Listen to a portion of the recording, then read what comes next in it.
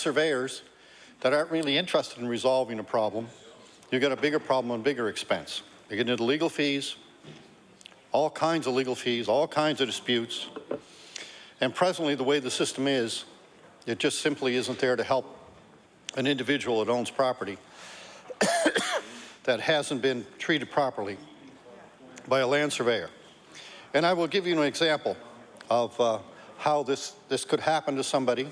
And if there's anyone out there listening to my comments today that would be kind enough to call me if they've had a problem with a land surveyor, I'd like to hear their story. Because I can tell you I've heard a lot of them so far, and they don't veer very far off of what I have here. And certain land surveyors' names keep coming up all the time, and I won't mention them here, of course. But they keep coming up all the time as intruding on someone else's property, not following practices that they should have. And as you go through this process, you see just how difficult it is to get something resolved if one of these surveyors don't do their job properly, quite frankly. And that seems to be a problem with some surveyors. Now, I'm not saying all surveyors, because I've dealt with some surveyors in the past with property. They've done an excellent job. They follow up, they make sure it's done properly, they consult with the neighbors on either side or anyone that's abutting the property, and indeed do an excellent job and provide an excellent service. But there are a few of them out there that just seem to not really care about what they're doing. They don't do proper research. They don't really have the interest of the landowners at heart, which they should do, but at the same time ensuring that the work they do is properly conducted in an ethical and proper way. Not everybody is correct when they think about land. It's a very emotional issue for many people.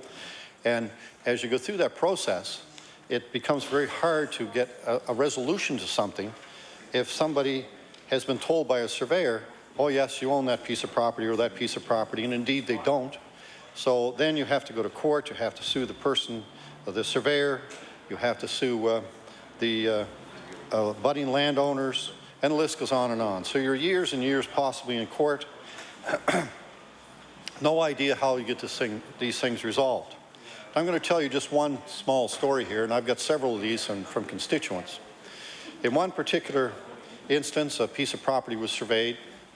It was put up for sale. It was surveyed at a great cost.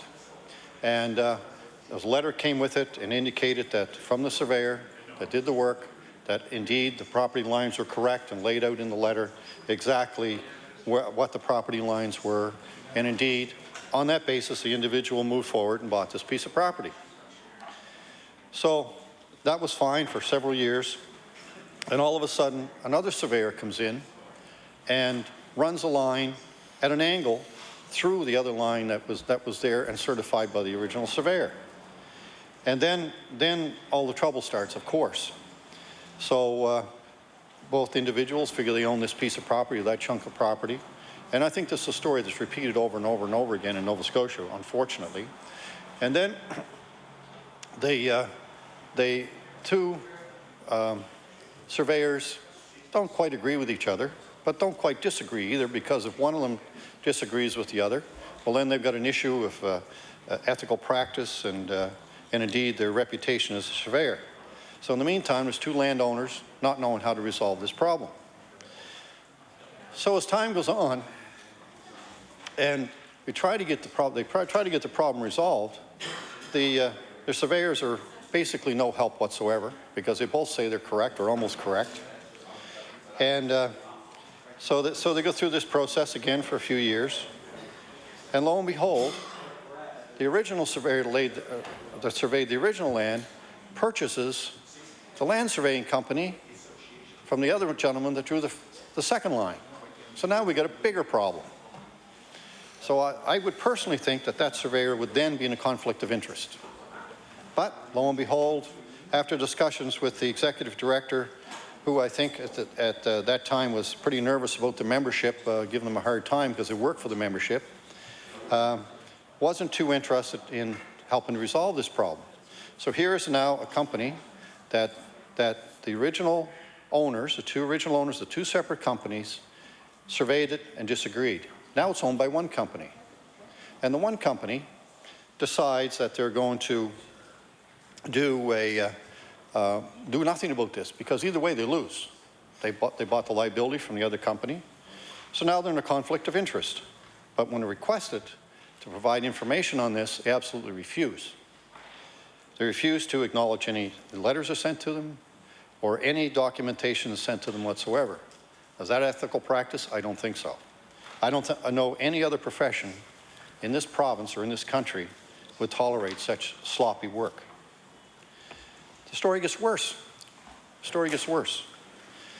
So on one side of the line, there was a minor dispute over a building that had been there, but it was only minor. The two landowners agreed on where the line should be, and that wasn't an issue. So one of the individuals that had good luck with this surveyor that's been in a conflict decided that he would go to this particular surveyor, one of the original ones that surveyed this property, and get a boundary line agreement done.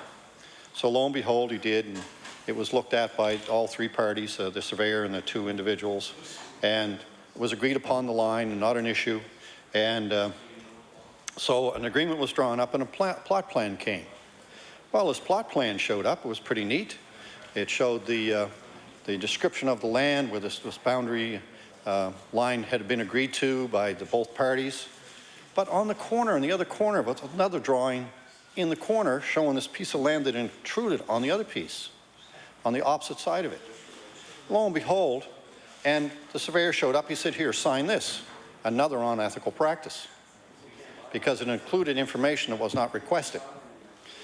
So lo and behold, fortunately, the individuals didn't sign this agreement and made the surveyor go back and draw the drawing up without that intrusion on the other side of the property. This is totally unbelievable.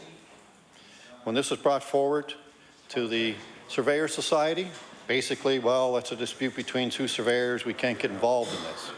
Well, in the meantime, the property owners that are involved in this thing are lost. The property you can't do anything with the property, you can't sell it, you can't subdivide it.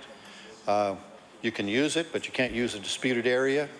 But however, the disputed area is, trees are cut on it every year to ensure that the rights to the property are still there. But other than that, it's a long court battle to resolve this problem. And at the end of the day, what do the surveyors do? They basically walk away from it, or try to walk away from this. This bill, from what I've read of it, will hopefully help a bit of this, but I don't think it's tough enough. I don't think it's tough enough. I mean, if people are going to take responsibility for doing a job in a profession, they've got to take responsibility for the work that they do and the quality of work they do. And as I say, I'm sure there's a lot of good surveyors out there, very reputable people that care about their work and actually do an excellent job. But in the cases I've seen, this has not been the case. Also, the same surveyors again, other constituent approached me, and all of a sudden the driveway that they used to have for about 45 years, a fence was put up the middle of it one day. What happened there?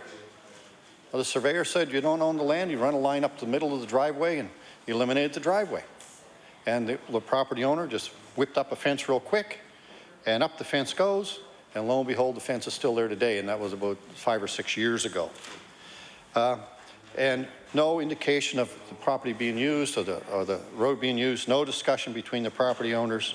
And indeed, when the surveyor was contacted, he said, "There's tough luck, that's the way it is, and basically go away." And that's another one. And there's 3 or 4 other examples of exactly the same thing by these 2 surveyors. And it's pretty hard for people to imagine what kind of a problem a surveyor can cause for you or for an individual unless you know somebody that's gone through this kind of process or know somebody else that has been victimized by, I'd say, shoddy work, unprofessional work, or indeed work that shouldn't have been done the way it was done, for whatever reason. Hopefully this bill will address some of this, and I look forward to seeing some amendments in it that will make it tougher for surveyors to get away with with work, shoddy work, non-professional conduct, and I don't see that strong enough in this bill yet. It's not strong enough yet. And you can only experience that if you've been at the receiving end of some of this very poor work that's been done. And it doesn't happen often, but the point of it is it does happen. And when it does happen, what's the recourse? You go to the Surveyor Society. That's what we tried on these cases. Go to the Surveyor Society, meet with the Executive Director. The Executive Director at that time, and under that process, hopefully this bill tightens it up so the Executive Director isn't worried about the membership removing his job, I guess. Maybe that was the problem, who knows. But really no help. And then you really need an independent body to resolve this. I'm glad to see this is going to be an individual on there that's not a land surveyor, that would give more of a balance to what's going on. And hopefully that the meetings they have discussed this will be open meetings and recorded. So we can, if you have to go to court with a surveying company or an individual surveyor, at least you've got some documentation to go with. But this has been a big contention for me for a long time. And as you see more and more people with very, very serious problems with their properties, and you go and do these, see these things happen, you understand very quickly what has happened with them. Some people just simply don't have the money to go to court and fight these things when the surveyor just sits back and says, well, that's tough. You know, we'll look at something else and do something else. But it doesn't resolve the problem. Most of these cases could be resolved very simply without too much expense if indeed they were done properly. And a lot of people too, and I see in the Act here, there's some fines for people providing on improper information, knowingly or furnishes false information on any application under the Act or in any statement required to furnish under the Act or the regulations. Hopefully that will be the case. In another case that I know, a gentleman had a piece of property and an unscrupulous person took and made a little sketch up and registered the sketch with the registry of land, and lo and behold, a court case ensued afterwards. And it was something that was drawn up, could never be traced to find the document anywhere. Lo and behold, it was a court case. These court cases can cost $30,000, $40,000, $50,000. And indeed, what people often hope is that the land isn't worth that much and that people will just drop the case, move forward, and someone else wins. And you can't have that happening. It's too expensive today to buy and maintain property in Nova Scotia. And if we don't have some really tough rules and regulations around land surveying to ensure that the work is done properly, you're going to see more and more problems as time goes by. I can remember a few years ago that a good friend of mine was at home, and he noticed some new survey stakes on his property. So he come to find out that a surveyor had been in and surveyed a chunk of his property off at the instructions of another landowner. Yes. So what do you do? So luckily this gentleman was pretty sharp at this stuff, and I called the surveyor right away and lodged a complaint with him, lodged a complaint with the Surveyor Society, and indeed demanded to see the documentation around the piece of property that had been supposedly surveyed improperly. And lo and behold, it was done improperly. Fortunately, this surveyor was reasonably reputable and decided that he would fix it. That's the exception to the rule. That's not the rule, that's the exception to the rule. And he did fix it, and did have to pay a penalty to the Surveyor Society, and did indeed resolve the problem without a long court case. But that was the exception. That's the only one of these cases I've seen in the many years I've been an MLA that have ever been resolved that simply. Now this still took about 8 months to do. And this it's just unbelievable how this happens. Another case that, again, they had a piece of property, a gentleman had a deed, said this is a piece of property, and surveyed into another piece of property, just a chunk out of it, not even something that would have been a sensible line or anything. It was obvious it wasn't done properly. So the owner of that went immediately and seen the landowner, and they said, well, they made an agreement to look at this, got the surveyor back again, and again the surveyor looked at it, looked at all the documentation, which he should have done the first time, and he didn't do. He didn't do his homework, and come to find out, indeed, he had surveyed it wrong and had to move the stakes again. But in the meantime, all of the land had been cut, all the lines have been cut through the land and disturbed the land. And even if a surveyor does that, they should be penalized for doing that because it just disturbed the property that they're working on. And then the penalty should be severe. You cut trees down, it takes 20, 30, 40, 50 years for them to come back. And then someone else may come along and see this supposedly cut line, a property line, and think it's accurate. So that's another case. I see more and more of these cases all the time. And it makes you wonder how these guys stay in business. It makes me wonder. Now, on the other hand, I've talked to people that have excellent work done by surveyors. But the list is short, very short list of names. And in our area, where I live in Porters Lake and along the eastern shore, in that area, there's a lot of difficulties with property lines, and everyone's aware of that. But at the same time, if there's a difficulty, you should do all your research. You should make sure before you put stakes down or before you cut property lines that you've got the right information and you've verified the information and talked to all the adjacent landowners to make sure it's going to be done properly. And then if there is a dispute, get it resolved before the lines are run. And so that when it's finished, it's done properly and people can have a reassurance that indeed they paid for professional service and they got professional service, and indeed they don't have to worry about going to court to fight this out because somebody was unethical or didn't do their homework properly. As I say in any other business, any other law firm, if a law firm doesn't treat their clients properly, they have major problems on their hands. But doctor doesn't, they have major problems. Any professional has a major problem if these things aren't done properly. But it seems the land surveyors, I don't know why, because I think they're very well educated and tend to appear on the surface to be very professional. And indeed, a lot of them are. But again, it's the exception of the rule. And that's what we're talking about today, is exception of the rule. So you get the rule that somebody hasn't done something properly. How to get it resolved, how to get it resolved in a very expedient way and a fair way and in an expensive way to fix it.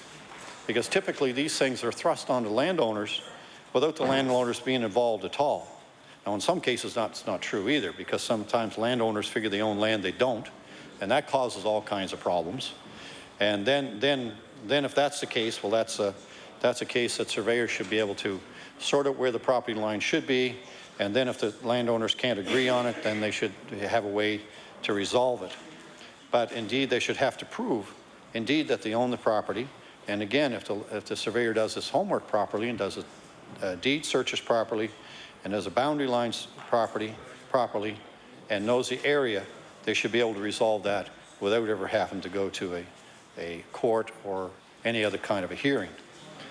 But it's just irritating to see and very concerning to see that indeed a lot of these things go on. A lot of innocent people, cost them a tremendous amount of money, a lot of aggravation, and indeed holds up many projects that otherwise wouldn't be held up. You've seen sometimes that under construction of homes that surveyors have made a problem measuring, and indeed a foundation is put in the wrong place, and the regional municipality was on council. There was a couple of properties that actually had the foundations in, and the municipality made them tear them out because they weren't in the right spot, not far enough from the property line, even though the surveyor had checked them and said they were. So when you go through this process, it's very, very important that we understand what the risks are. The risks are for individuals and property owners. Property is very expensive to maintain in this province. By the time that you pay high property taxes on them, especially in the regional municipality, your property taxes are way too high on properties. Oh, want to hear about property taxes? That's another pet peeve of mine too. So you talk about property taxes. If you live in the rural areas, and especially out in the suburban rural areas, out around Porters Lake or the other side of Halifax, in that type of surrounding, you see your taxes and assessments. I was always told when I was on regional council, assessments were higher in downtown Halifax. That made it, the values more in downtown Halifax. Well, lo and behold, my area where I live has got almost the highest assessment in all of Halifax Regional Municipality. And we don't have any services. We don't have, I can tell you what we have for service. We have garbage removal, but not the same service level as you have in the core of the city.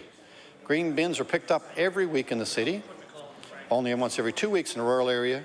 Blue bags are picked up every week, only every 2 weeks in the rural areas. So as you go through the process and see how unfairness just in that one thing with garbage removal. But then if you move forward and think there's no sidewalks, no curbs, not that we want them, there's roads are, most all roads are owned and maintained by the province of Nova Scotia, so nothing to do with your property taxes. We have composite fire departments, and the composite fire department is a fire department that's made up of regular firefighters, full-time paid firefighters, and volunteer firefighters. Out in the rural areas, the only place that have these. Now, it's a great way to do things. It really does cut cost. And indeed, a lot of the volunteer firemen are trained as well as the professional full-time firemen are. And indeed today, if they're in the department long enough, it's a requirement that they are trained to that level, which is fantastic.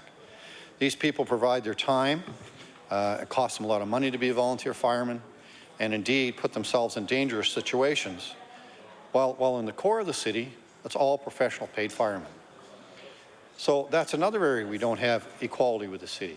We have no sewer, no water. When you talk about putting a septic system in, it can be anywhere from $6,000 to $30,000 or more for a septic system. You can put a well in, anywhere from $3,000 to $10,000 for a well, maybe more. So all those services you have to pay for yourself, and then you have to maintain these. So every 3 years, you're supposed to get your septic system pumped, and that costs you $300 or $400. And if the system fails, you're into another major repair bill, which can be several thousands of dollars. That's a service that's not provided by the municipality. And then you look at the other services. Let me go over again the services we're provided with: garbage collection, police protection, fire department, sort of half because it's a composite department, building inspection services, and bylaw enforcement, and that's about it.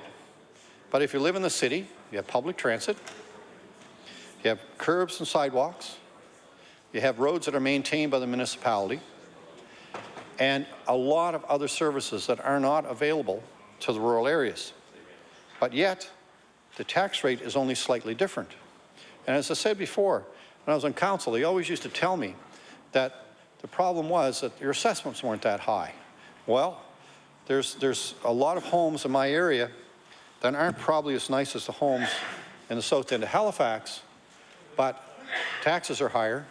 Can you imagine that? Property taxes higher, south end of Halifax, where you have every conceivable service that the municipality can supply, and yet the property taxes are higher in some places in Porters Lake than they are in the south end of Halifax.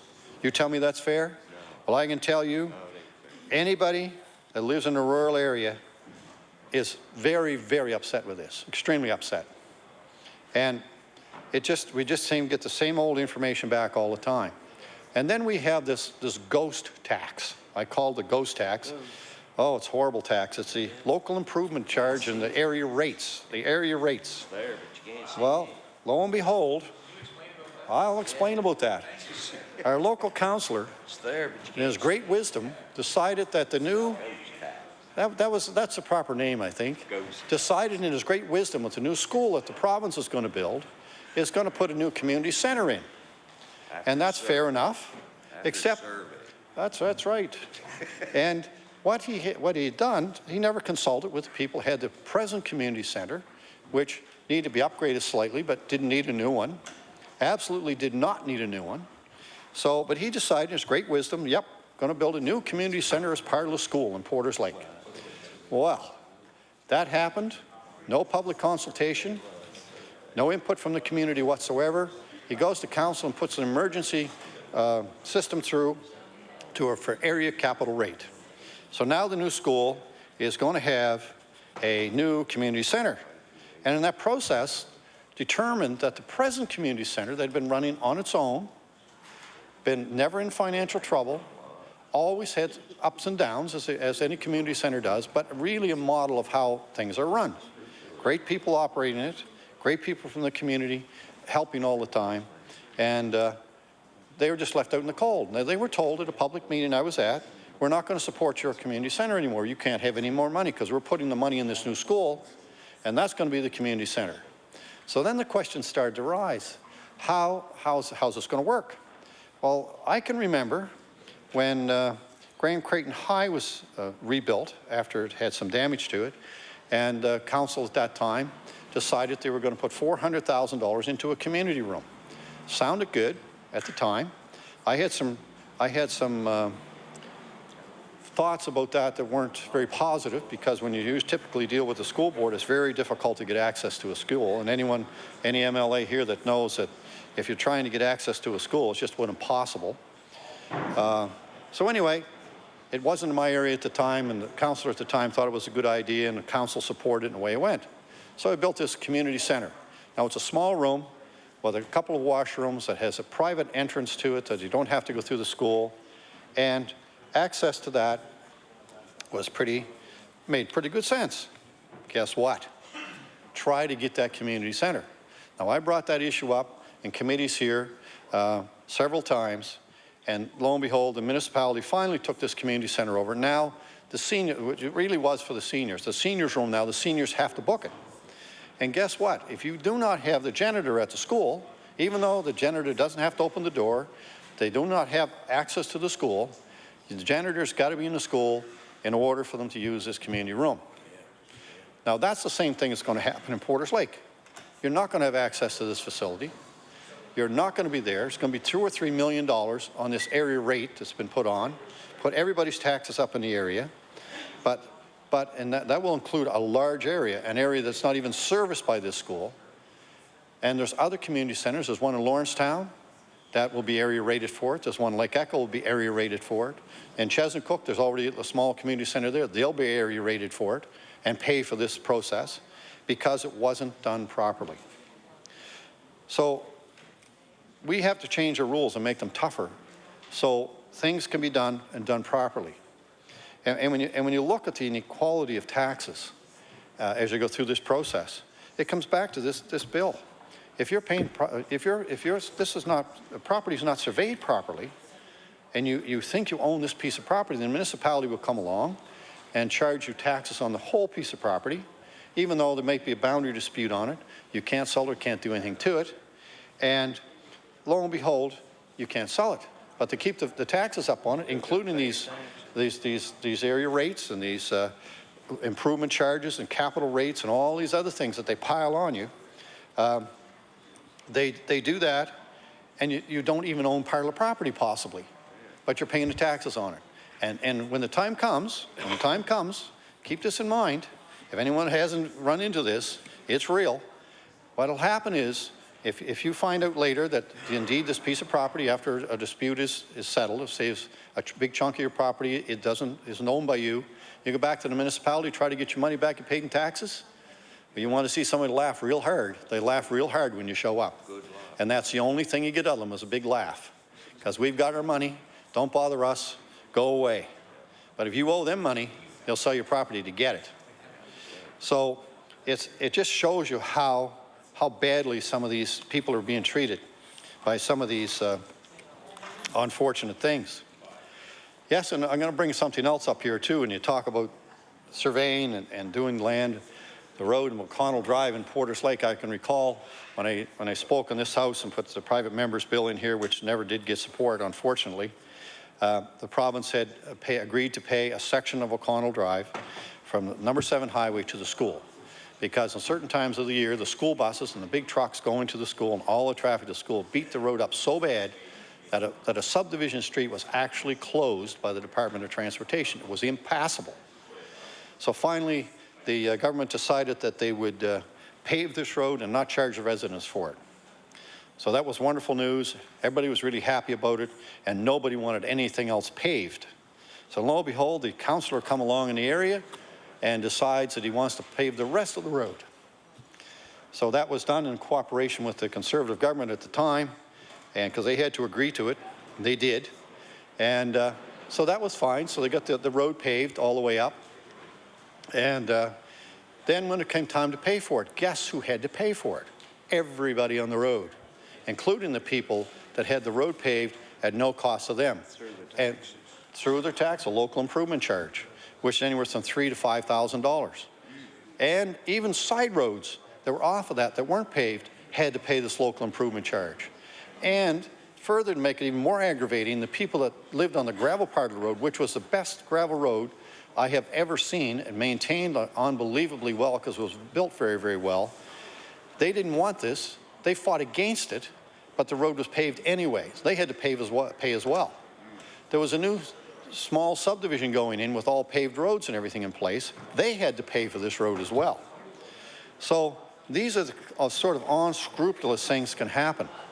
And it's a big bill. You get a bill that you weren't expecting. I mean, if you sign a petition and decide you want your road paved, that is one issue. Then you're prepared for it, you know it's coming, and you made preparation for that and deeds that you're going to move forward and get that done. But if you're not prepared for this, it's a serious financial impact, very serious financial impact on you and your family. And these local improvement charges go on your property taxes. So if you don't pay them, the municipality put up with it for 3 years, and under the law was passed again by the past Conservative government, they have to sell your house after 3 years. So if you can't pay your property taxes, you could have a $200,000 home and $10,000 tax bill. If you can't pay that $10,000 tax bill, they'll sell your house. They'll come out and sell it to get their $10,000 back. Now, if there's any survey, well, they probably have to resurvey too and check the boundaries and everything, and that may not be done right, so that'll mess it up again. Well, it's expensive to do, very expensive to do. So as you go through this whole thing, you see how it is, and then if they sell the house, a $200,000 house. All the tax, well, that's right. And as they go through the process, so if they sell this house at a public auction, say for $100,000, $200,000 house, by the time they take the survey fees out and all the registration fees and the back taxes and everything else, the residual value is there for the property owner, the former property owner. But guess what? You've got to apply for it. If you don't apply for this, you never get the money. And a lot of people don't understand they have to apply for this money. However you work it out, you lose a pile of money on the deal. No other ways to describe it. And if anyone thinks this doesn't happen, you want to really do some research, because it does. And it happens way too often, and it's very, very difficult for individuals. And it's not something you can ignore. If you get a notice from the municipality that your house is going for tax sale, you want to make sure that you get down there and you do what you have to do to make sure that property is not sold. And as you go through the process. But all this discussion about the surveying, and talking about surveying again, another thing is surveying. When you do the roads, repave the roads, right? Those got to be surveyed. So Deere knows if they're correct. It's a long process. It's an expensive one. Would you like to know more about it? Well, it's a long process, and I can give you one example. I'll give you an example that's sort of funny, but it isn't funny at all. The Department of Transportation come up and they did their survey and they checked everything out, and they decided they're going to widen the road and put some ditches in. So they come up this one little subdivision street one day, and they ripped out a gentleman's fence up in his yard about 20 feet. Tore all the ground out, put a ditch in, widened the road, and on the other side of the road, they put a ditch in and tore a whole hill off on the other side of the house. So lo and behold, the people were away, of course, that day when they dug it all out. They come home at night, well, you see some very unhappy people. So they come out and they contact the Department of Transportation. The exact quote the Department of Transportation told them was, our surveyors checked it and it's our property. Well, lo and behold, when they got an independent surveyor to check it out again, it wasn't their property. And indeed, they had destroyed the two abutting property owners' property to try to widen this road. And it was way beyond what the normal even width of the road would be. So at the end of the day, after many months of aggravation and a lot of heartache for the people that were involved, Department of Transportation had to come back, re-put the fence up, re-ditch the ditches where they were, refix the road again, and actually pay compensation to both of the individuals. Fortunately, that one, and taxpayers paid for that. That mistake, a surveyor's mistake. And they had a lot of difficulties along the way. Can you imagine coming home and part of your yard is gone? It's gone. And your answer you get is, well, surveyor surveyed it and it's okay. You know, we did it right. And then you find out, and you know it isn't right because you had your property surveyed before, taking into account where the actual property should be. And that, in this case, it was correct. It was done properly. So they had a good surveyor in one case and a bad one in another. But again, it was a real big issue. I want to talk some more about road paving in my area. Well, the O'Connell Drive saga went on, and unfortunately, we didn't get my private bills member through to prevent this, and maybe the Minister of Business Consumer Services would entertain another private member's bill to stop the municipalities doing this, because since that one happened, things have gotten worse. Out in my area, there's all kinds of roads that have been being paved right now. It's a good thing to have your road paved, but the rule used to be that you had to have to petition. So you would pay the frontage, because the municipality, usually it's a two-way split between the province and the municipality and subdivision streets to pave the streets. But the municipality neglects to tell anybody that they don't pay it. The adjacent property owners pay it. So indeed, it doesn't come out of the general revenue from the municipality. It comes out of local improvement charges for that area. And so the residents pay it. So what's happening, now that they got away with O'Connell Drive, they're going all over the place and paving roads and sending people bills up to $12,000 to $15,000 for the road being paved, even though they don't want it paved. It's just being imposed upon them. And the answer they're getting back from the councillor that's doing all this, or in one case, one I know of, and I know there's other ones in other areas, well, you'll thank me later. You'll thank me later. You want to know how a local improvement charge works? A lot of people don't understand this. You should know about this. You'll probably get hit with one. You know, yeah, it's a good thing and it's a bad thing.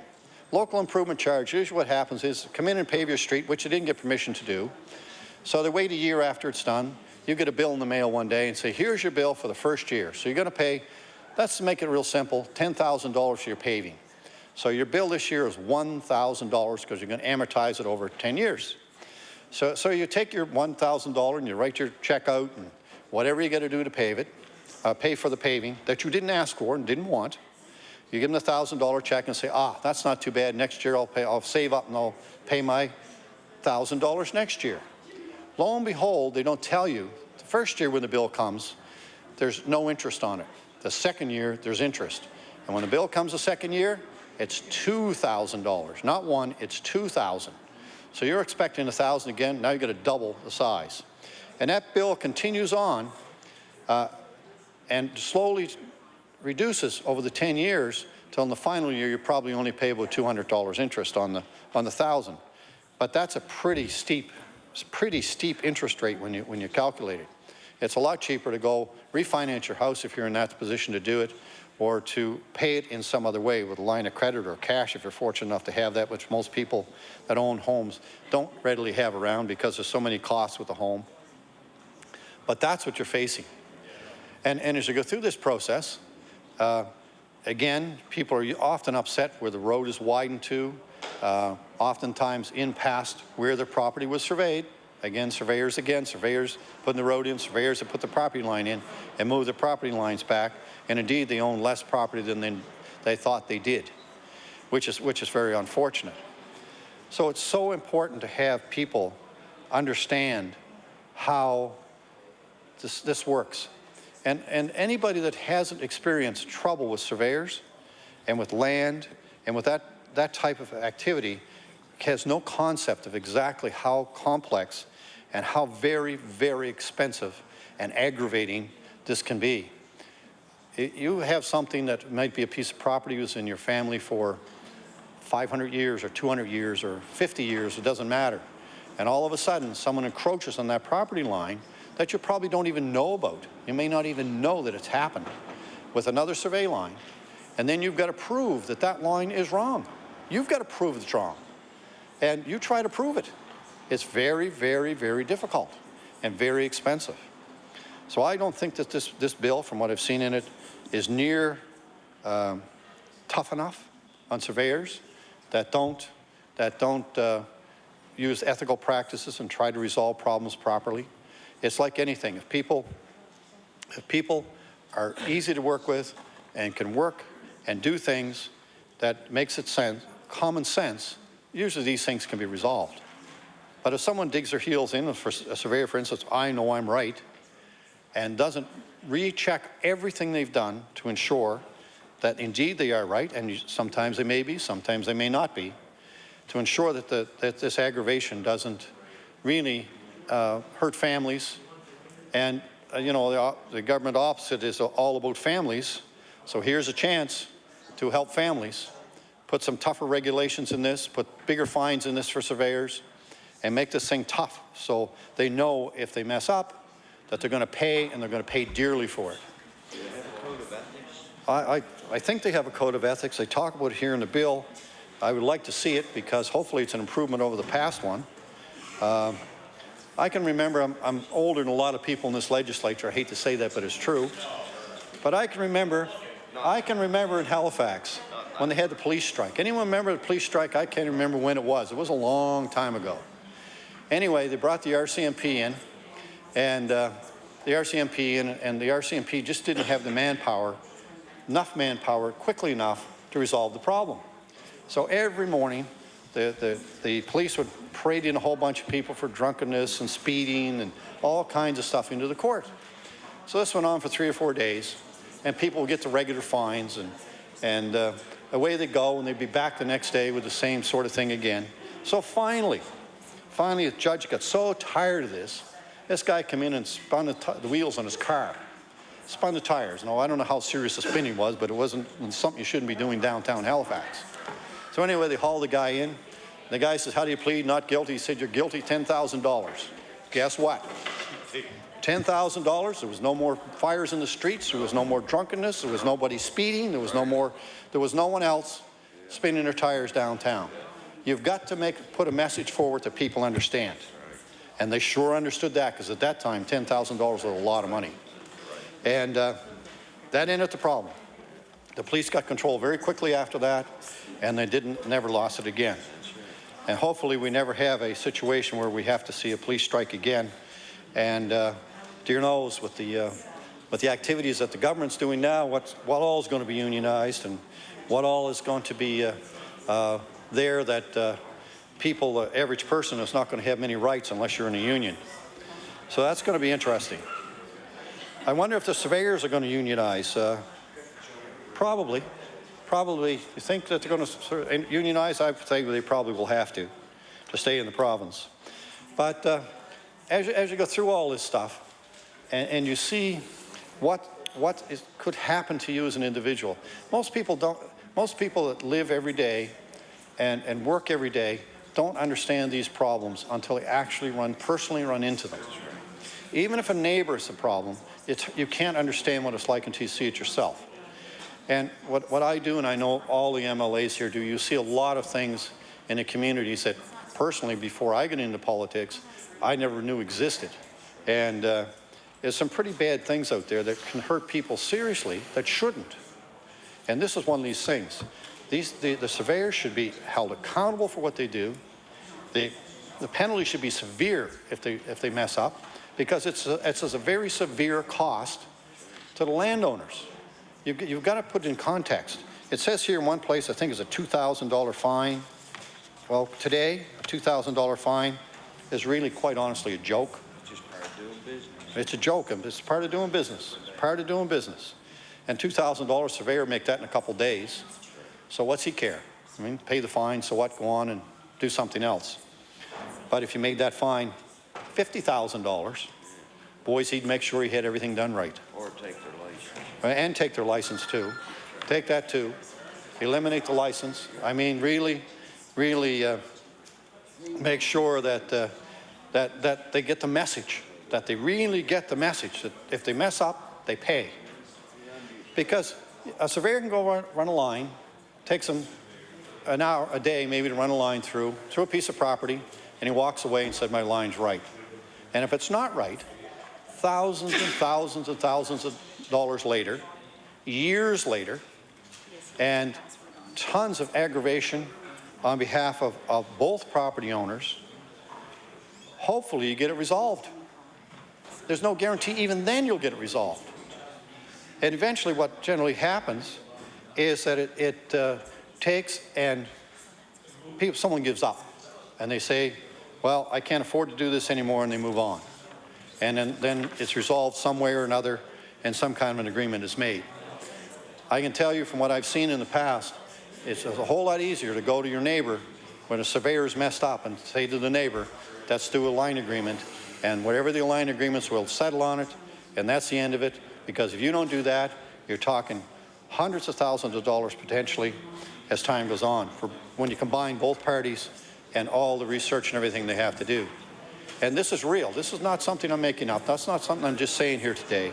You talk to somebody that has a boundary dispute.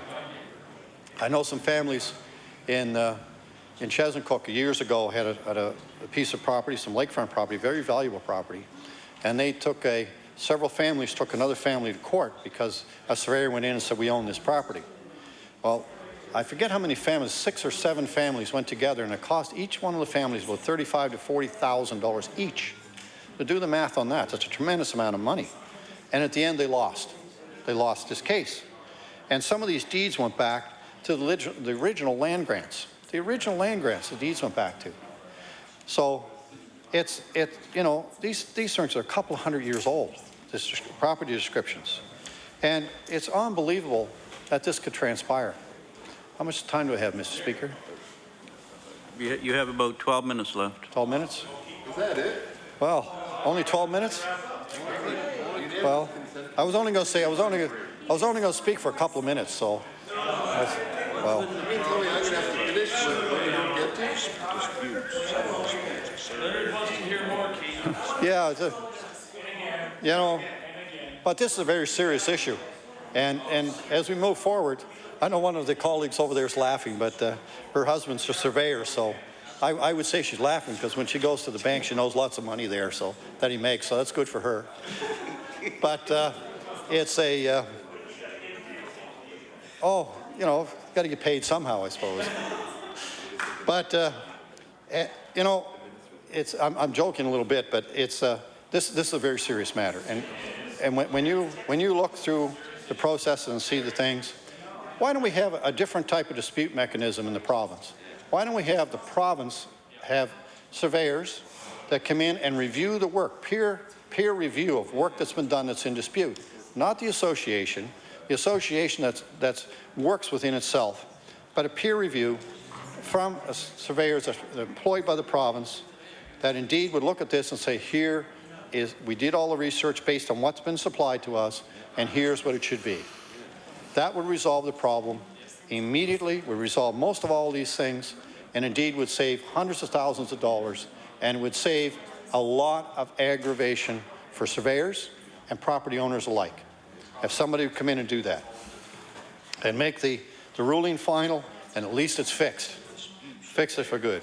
A dispute surveyor, that's a good idea.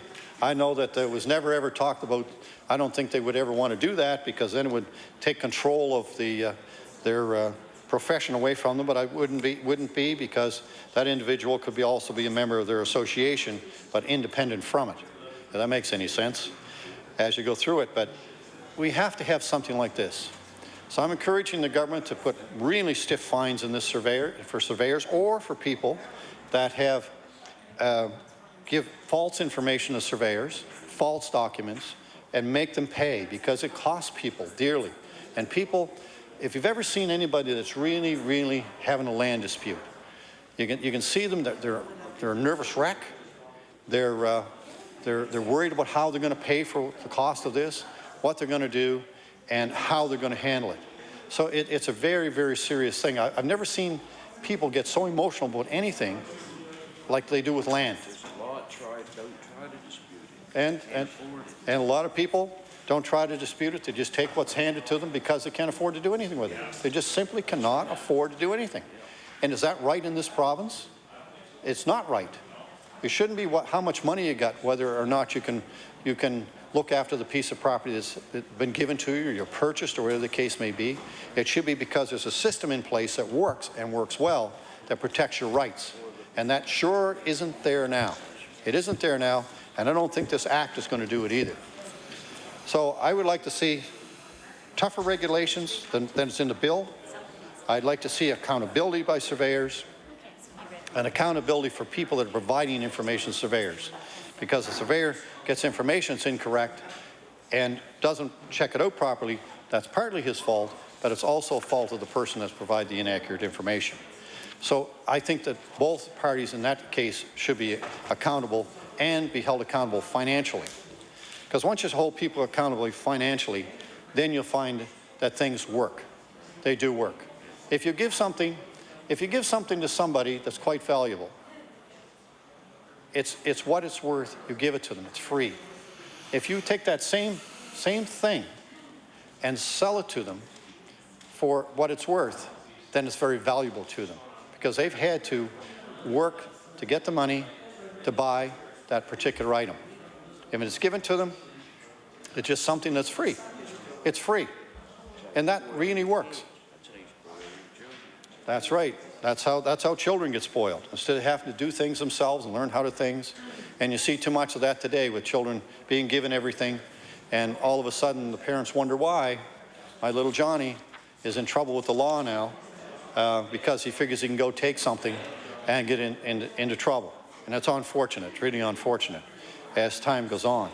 And I know years ago a gentleman worked for me, and he said, I'll bring my sons in. We were doing moving some heavy material or something one day. And they come in, and some of the best young workers I've ever seen. And I asked him, well, how did you get these boys like this? He said, when I buy wood, they're not going to have supper until they get so much of the wood piled in the basement for the winter each day.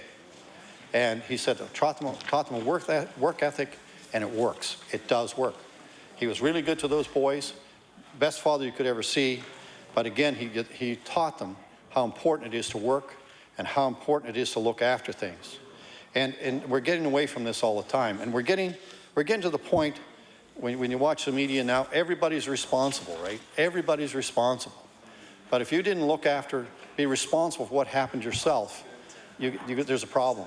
And that's what our society's going to. You know, there was an accident on the road the other day. Now they want a big investigation into it. Now it should never have happened. And it was a street hockey thing, I said. And now it's a big investigation why this is going to happen. Well, number one, the kids shouldn't be playing there. Number two, the driver should have been more careful. So, you know, everybody has to take responsibility. Hopefully the young child is fine and there's no problems for the family. But it's so often you see people blame everyone else. And indeed, they don't want to take the responsibility themselves. And until we take responsibility ourselves for what we do and what happens in our province, in our society, we're never, ever going to make it better to live here. And I think it's a wonderful place to live, wonderful people here. But until we get the responsibility, it goes back to this act. This act isn't strong enough. It's really got to have stronger. They've got to be responsible and financially responsible. Seriously financially responsible. You make that happen, you'll eliminate 99% of all the land disputes you have in the province immediately. And they'll be resolved and resolved properly. But if you put one I seen in here, $2,000 fine, I believe, or summary offense, that's really a joke. It's a joke today for a business. It's a joke. If you put $2,000 down for a fine for a business, it's nothing. So it really has to be tougher. You make that $50,000. You make it $50,000, they're going to pay attention. They're going to really pay attention. You know, keep all kinds of stuff out of court. You plug the court case files up with these things, and it could be resolved before it ever got to the court cases. But just think also what it costs to run the court and the court system when you have one of these boundary disputes and aren't satisfactorily done. Just think of what it does. You're into all kinds of problems. And the cost goes on as you do it. So why not make these guys, if they mess up, pay. And pay big time. And it'll be the end of the problem. And I know lawyers won't be happy with that because they won't make much money from disputing these things. But anyway, there's lots of other ways they can make money. And indeed, if this process goes through and you manage to get some accountability by surveyors, it'd be a good standard to go by for other organizations as time goes. Mr. Speaker, how much time do I have left? 3.5 minutes. 3.5 minutes? Oh, I'm running out of time here. This is not good. This is not good. I'm running out of time. There's so many issues here that are related to this, you know. Yeah, we can go to the committee of the whole house. We can talk on this there. Yeah, we'll do that. Yeah, third reading on every clause. Yeah, we can still talk on this for quite a while. So we're looking forward to that, actually. Now, if the minister and the government was to make amendments, We're going to do a survey. and if the government makes some amendments in here, put some real teeth in this act, we might support it, you know, and support that part of it. We'll do a survey later. We'll check and see what's going on, but we'd like to see that happen. I'd be doubtful if it does, but it seems like these things come forward and we never ever manage to get some real teeth in them, so it would help the province and help resolve a lot of property disputes. Tremendous amount of costs would be gone in courts and tying up court time and all these other things that are so difficult to quantify when you actually try to put a dollar value on them. So when you go through this, it'd be an interesting exercise, and the ministers get his staff to go and see exactly what it costs for one of these cases. Not just the cost that individuals pay, what the surveyors cost the surveyors not being on the field, what it costs the court system, and all the other things that go around that. It's a huge amount of money, and plus it ties people up for no reason. So I think it could be, yeah, it should do it. $50, $1,000 fine should do it if they mess up, and that would fix it once and for all. And maybe over time have an escalator on that. As the cost of living goes up, it goes up with it, so they can appreciate what the fine means. So with those very few words, I'll take my seat, and I'm going to anxiously listen to many of the other comments as they come forward, and with great anticipation, and hopefully the minister will consider some of the comments I made and see if we can do something about getting the fines increased and making these guys more accountable. Thank you.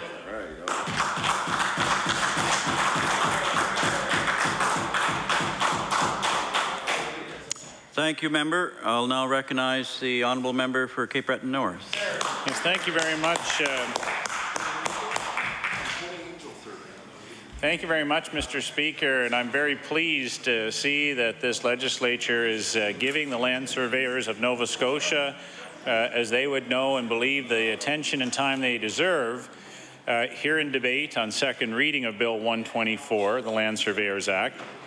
And over the course of just under the next hour, as we move into 19 hours left of debate on this, we'll have a chance to really survey all of Nova Scotia to get an assessment, and we'll be able to truly focus on making sure this House has an appreciation of self-regulated bodies in Nova Scotia, because this Act, as we know, is part of a general trend in the province of Nova Scotia, a trend to have some self-regulation.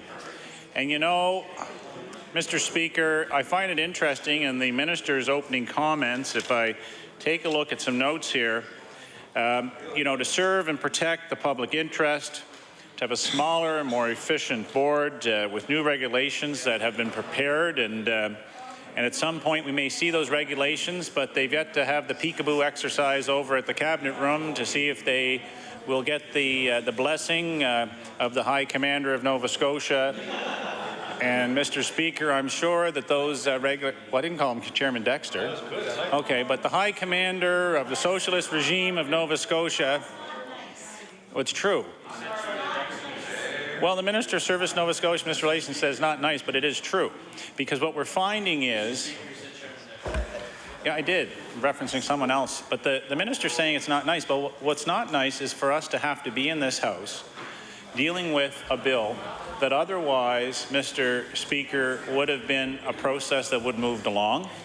But the minister knows we're part of a process because there's other matters before this House that are not very nice, that don't represent open and transparency, that show a government and a cabinet that will not consult with Nova Scotians, that will not deal with the matters of the day. And, you know, if the government members want to heckle, they can go right ahead. They ain't going to deter me. They know that already.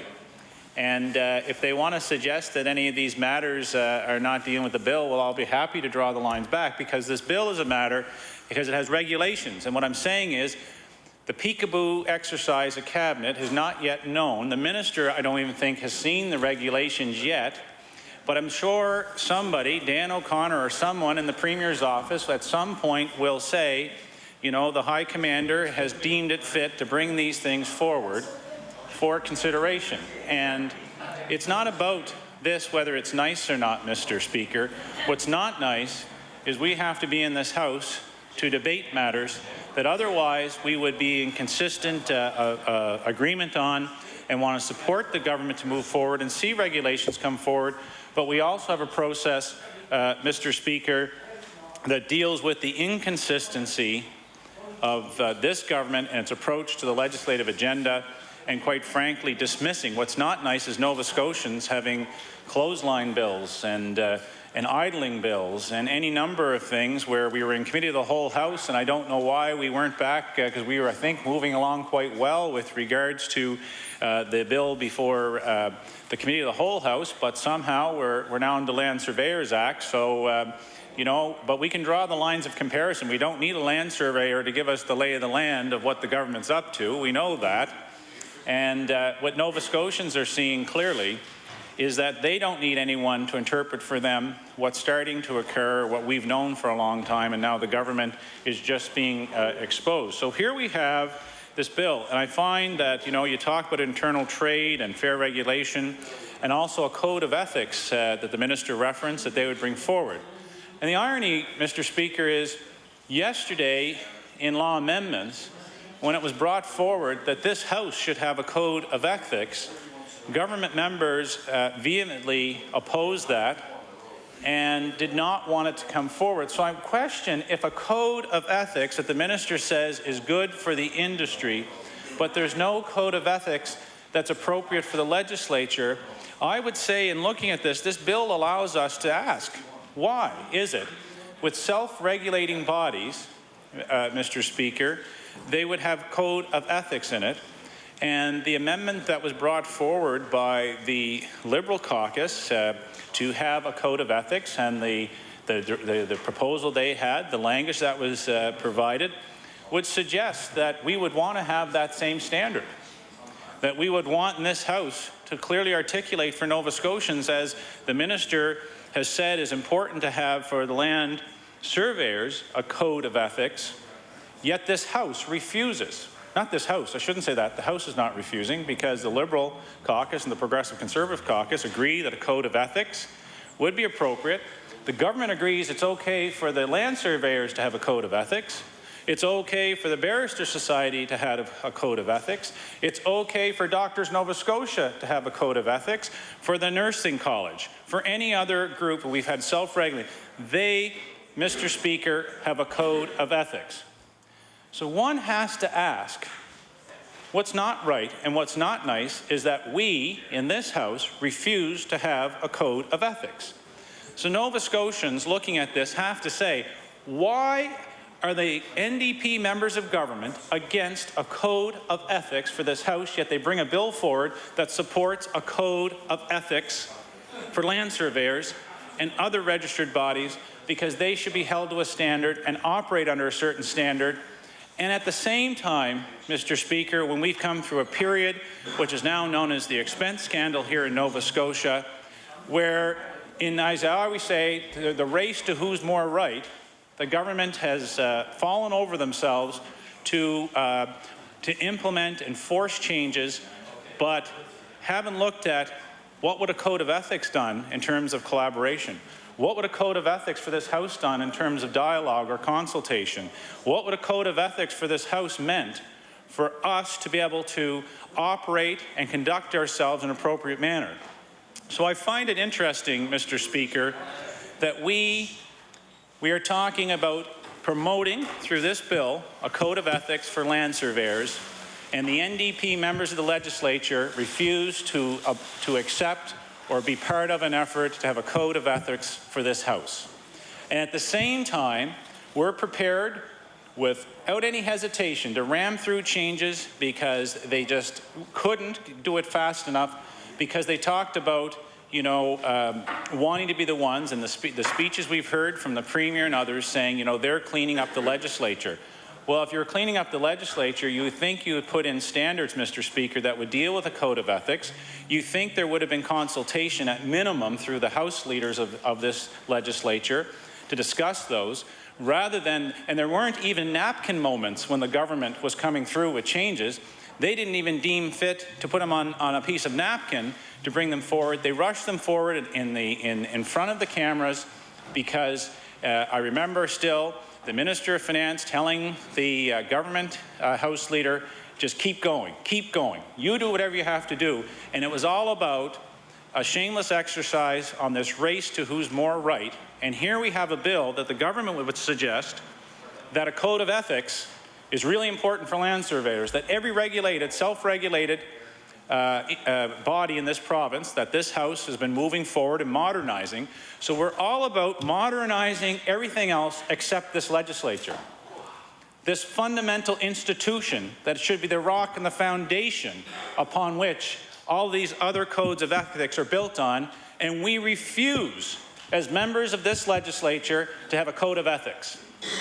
And I don't know why, Mr. Speaker, that we refuse to have one here, but say everyone else has a legal obligation to do it. We're going to legislate it, and we're going to make sure you're regulated to the point that we will make sure it's through the regulations. Cabinet will make those decisions. But is Cabinet making decisions where they have a code of ethics they're supposed to abide by in the decision-making process as a member of this legislature? Because what we've known and what we've said, unfortunately, is that we have whittled away what used to be the most, I think, upstanding, that this institution had a very proud history in this country to be the first 250 years of progress and moving forward in the parliamentary process. And within a few short moments, it was all literally moved back, thrown to the side for political expediency and not about upholding the British parliamentary traditions. And as I say, when we have a House of Assembly whose management operations, as you know, Mr. Speaker, you're supposed to be autonomous from the executive branch of government, that this House is one of the 4 pillars of democracy, and we know that this House now has a member of the Executive Council that has oversight and responsibility for this House's financial matters. We know that to be the case. So if we had, like this bill before us has, a code of ethics, what government, if they had to follow a code of ethics that asked them to abide by a certain standard, would they have gone? And I do believe that the only other country in the British parliamentary system around the world, the Commonwealth, that's been alluded to me, that may have taken over what Nova Scotia has done, the only province or territory in Canada, I think it may be Nigeria that the minister is using an example where the Minister of Finance controls the finances of the House of Assembly that is supposed to be autonomous. Where was the code of ethics, like we see in this bill for the Land Surveyors Act? Where was the code of ethics when this NDP government was dealing with destroying this institution? Where is the code of ethics when we see about saying one thing and doing another? When we say we're cleaning things up, but we won't consult? Where's the code of, if there was a code of ethics, we would have, as all parties, as I thought we started on a process, to dealing with making changes that would hold us to a new standard and require us to be more and do more on behalf of the people who elected us, to give them the public confidence that they not only deserve, but they need, because they ask us to come here to make life better for them. So where would a code of ethics done for what the government of the day said for working families? Because there's working families that are being served by land surveyors or providing, but they're being asked to uphold and be guided by a code of ethics, yet the NDP see no need for that in their own actions and what they bring before this legislature. So it's rather ironic that the minister talk very well about the land surveyors and their ability to have a code of ethics, about every self-regulated body in the province to have a code of ethics, and quite frankly, the legislature of Nova Scotia is a self-regulated body.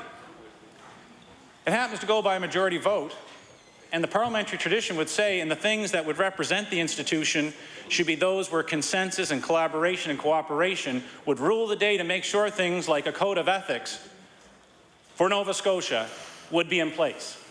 And so the Liberal Party bring it forward, and what they said is they were open to discussion for that code of ethics. Because I'm sure the land surveyors in Nova Scotia are dealing with a code of ethics that they themselves say we're going to be held to that standard. We want the public to have the confidence we can. But this self-regulated body called the legislature, the House of Assembly of Nova Scotia, this institution, it's not good enough for us, but it's good enough for everyone else.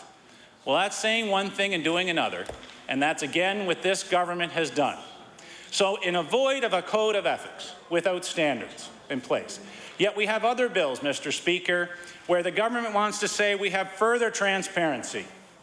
That we're going to say that your family personal information is out there for everyone to see because we think that that's good disclosure. Government comes in and does that. Was there consultation? Was a code of ethics looked at when he brought those forward? Did this House, did this self-regulating body called the legislature, the People's House of Nova Scotia, the Parliament of Nova Scotia, did we have an opportunity, Mr. Speaker, for that to come for the parties to talk about and say what would strengthen that? What would show that we have a code of ethics and we will abide by what's in those words and live up to those words in everything we do and be held to account for those words? No, we won't. But it's okay for everyone else to have to be held to that standard. Again, Mr. Speaker, you know, when this government fired the chief clerk, an individual that served 34 years, if I'm not mistaken, of his life and gave his life, and his life became this House, who believed in the institution of the oldest parliament in Canada, and was fired because he chose to do what he was supposed to do. He told the truth in the Red Room. He told the truth, and government said, get rid of him. You, Mr. Speaker, had to go and tell him he was going to the street. And you know what? I've said that many times, Mr. Speaker, and nobody will refute that. And taxpayers have spent $500,000 likely in firing the chief clerk of Nova Scotia. And I'd say if we in this institution of the Parliament of Nova Scotia had a code of ethics, would Rod MacArthur have been fired in the manner he was by this government? If we had a code of ethics that we expect everyone else to stand up to, would things have been different in the way this government has gone about running roughshod over this legislature? And for ministers, Mr. Speaker, to come to this chamber and say, well, if we didn't have to waste our time here, we'd be in the departments doing our work.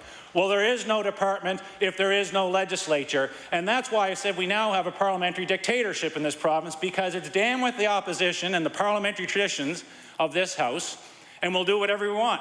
So we know that the Parliament of Nova Scotia is void of a code of ethics, yet everyone else that has a bill before this House is supposed to have a code of ethics. It's a sad day. And I was out in the hall earlier today talking to people that said, you know, we're at an all-time low in this province when it comes to this legislature. And I said, but we are at a time when we have to stay the course and make sure we continue to work and not let this agenda that we've seen come forward manifest or perpetuate itself anymore. That we will stand up, and if filibuster we must, we will. We'll use every means at our disposal And we will show if the government's not prepared to have a code of ethics, we will make sure we abide by one, written or unwritten, and we will stand to that. I know, Mr. Speaker, I know that when I was Speaker, when you're a Speaker and all sides of the House are upset at you, you know you're doing your job right. Because if you're holding the government members, but you know what? Government members aren't too upset these days, because I know when all sides of the House have their grumblings about the Speaker, it means the Speaker's being unbiased and recognizing the balance that's required and indeed what the Speaker's elected to do in this House for this institution as an independent person of the elected members of this House to uphold the traditions of this House. But we don't see that anymore, and the public knows, as I would say, and I understand, when the Liberals and others win, there would be an effort amongst House leaders to collaborate. And on parliamentary bills where you don't like it because there's a political, philosophical difference or there's budget debate, that's one thing. But when you fundamentally hurt and harm the institution of the Parliament of Nova Scotia, when we're willing to set aside what people took 250 years of progress to move forward for, and we're willing to set that back. And I always say the government's firing of Rod MacArthur was a pinnacle of a moment of visceral nature that went to the core of a government that couldn't handle. They could give, but they couldn't take. And we see that time and time again, Mr. Speaker. So a code of ethics for the land surveyors of Nova Scotia, for every other self-regulating body in Nova Scotia is okay. But for the NDP, a code of ethics for this self-regulating body called the Legislature, the Parliament of Nova Scotia, is not deemed fit or worthy of discussion. Dismissed and voted down. The Progressive Conservatives and the Liberals voted for it, and the NDP voted it down, so it would never get back to this House. But you know, Mr. Speaker, there will be committee of the whole House at some point if they choose to go back to it. There will be third reading. And you know, I don't know how much longer we're going to be here, and we talk, and I know the Minister of Health said before, we're going to have a Christmas break, and I would welcome a Christmas break in the sense that because we're going to come back here. Because it was the Premier who said he's going to put the legislature back to work. But after the gerrymandering of it, we're now supposedly back to work. You know, now that you fire a chief clerk and say, well, you know, maybe there'll be enough havoc going on because people have to come in. We had temporary people, God bless them, and thank them from coming elsewhere in the country. And I often say, where was the code of ethics when all these things were going on? Where was the code of ethics about consulting with the opposition, Mr. Speaker, when it came to upholding what should have been the processes and the traditions of this House, because they're gone. And you know, Mr. Speaker, that I haven't been happy with it, and I in my rightful place, because the people of Cape Breton North have elected me.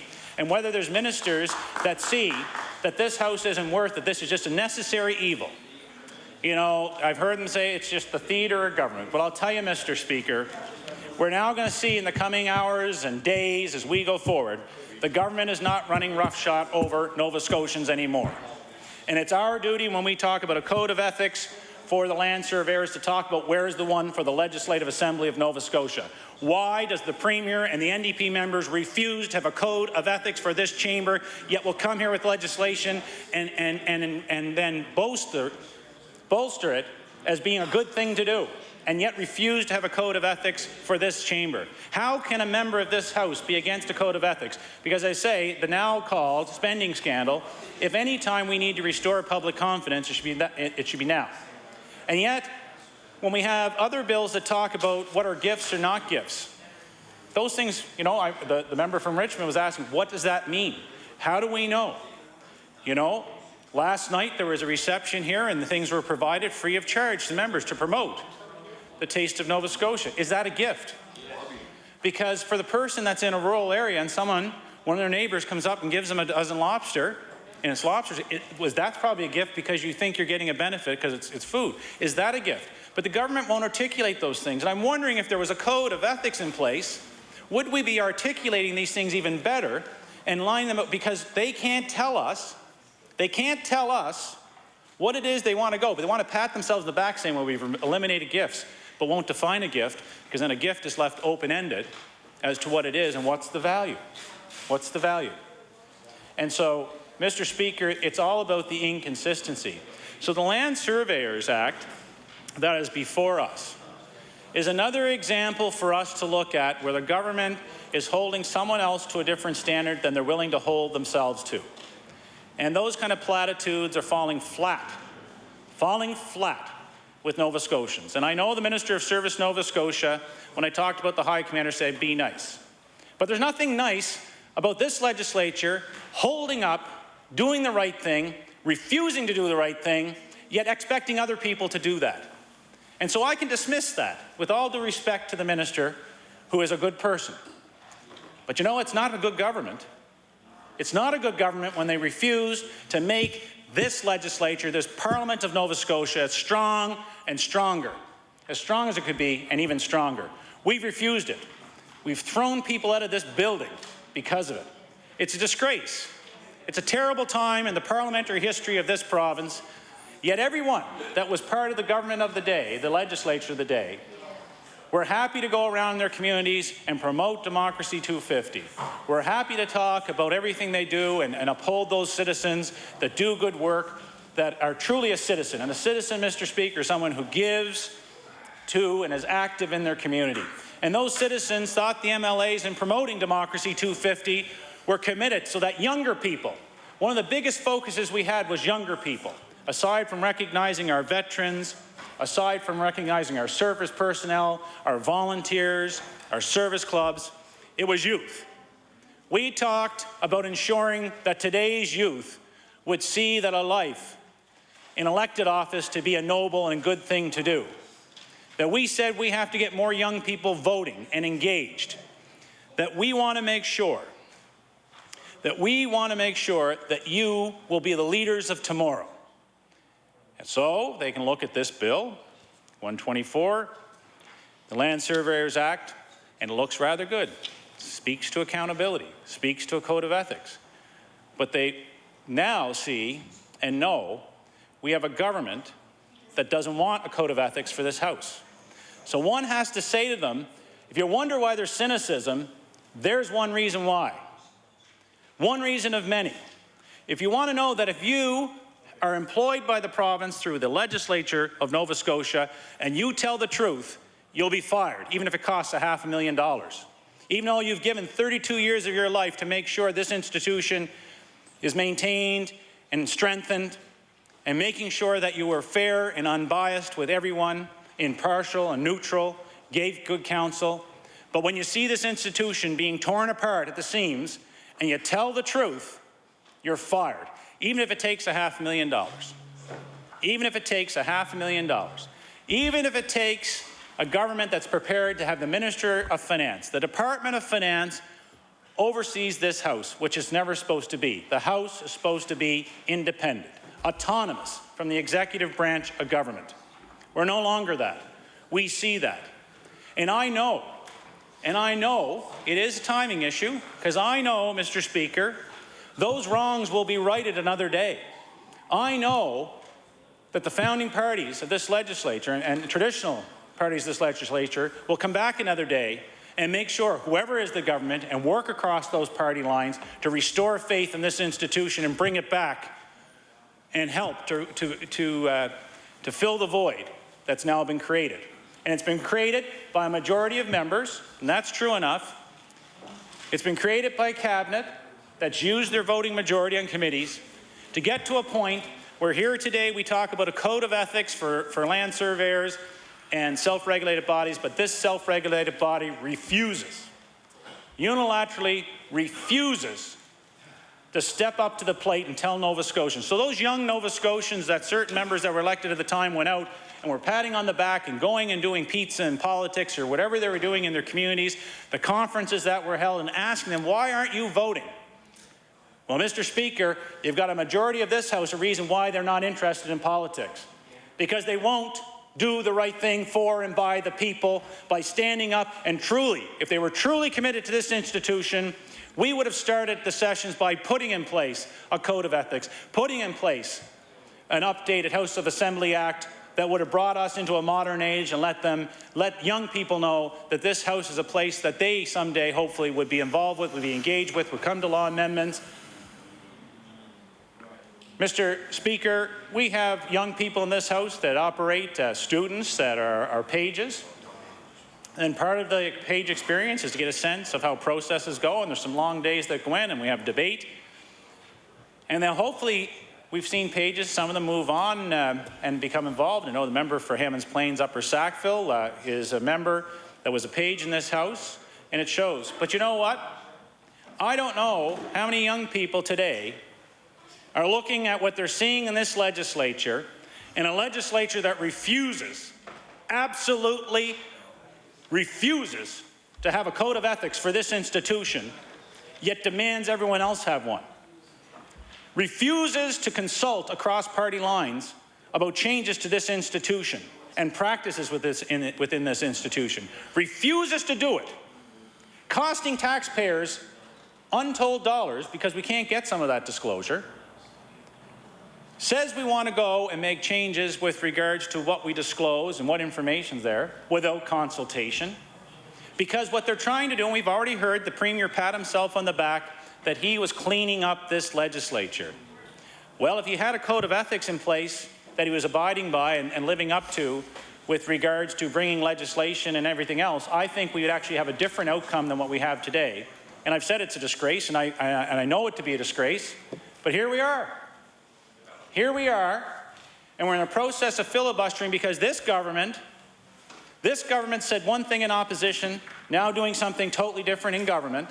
This government, Mr. Speaker, that went and does not want to allow for the changes that would represent in other bills that it be properly reflective of consultation and that they're proper representation.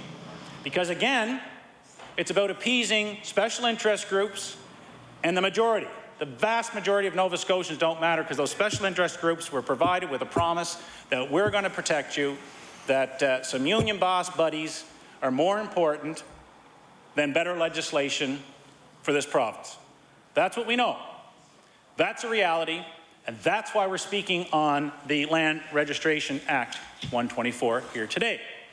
That's why it's ironic that the Land Registration Act would talk about a code of ethics, would talk about making sure there was fair regulation, that you abide by the rules of the game across the country.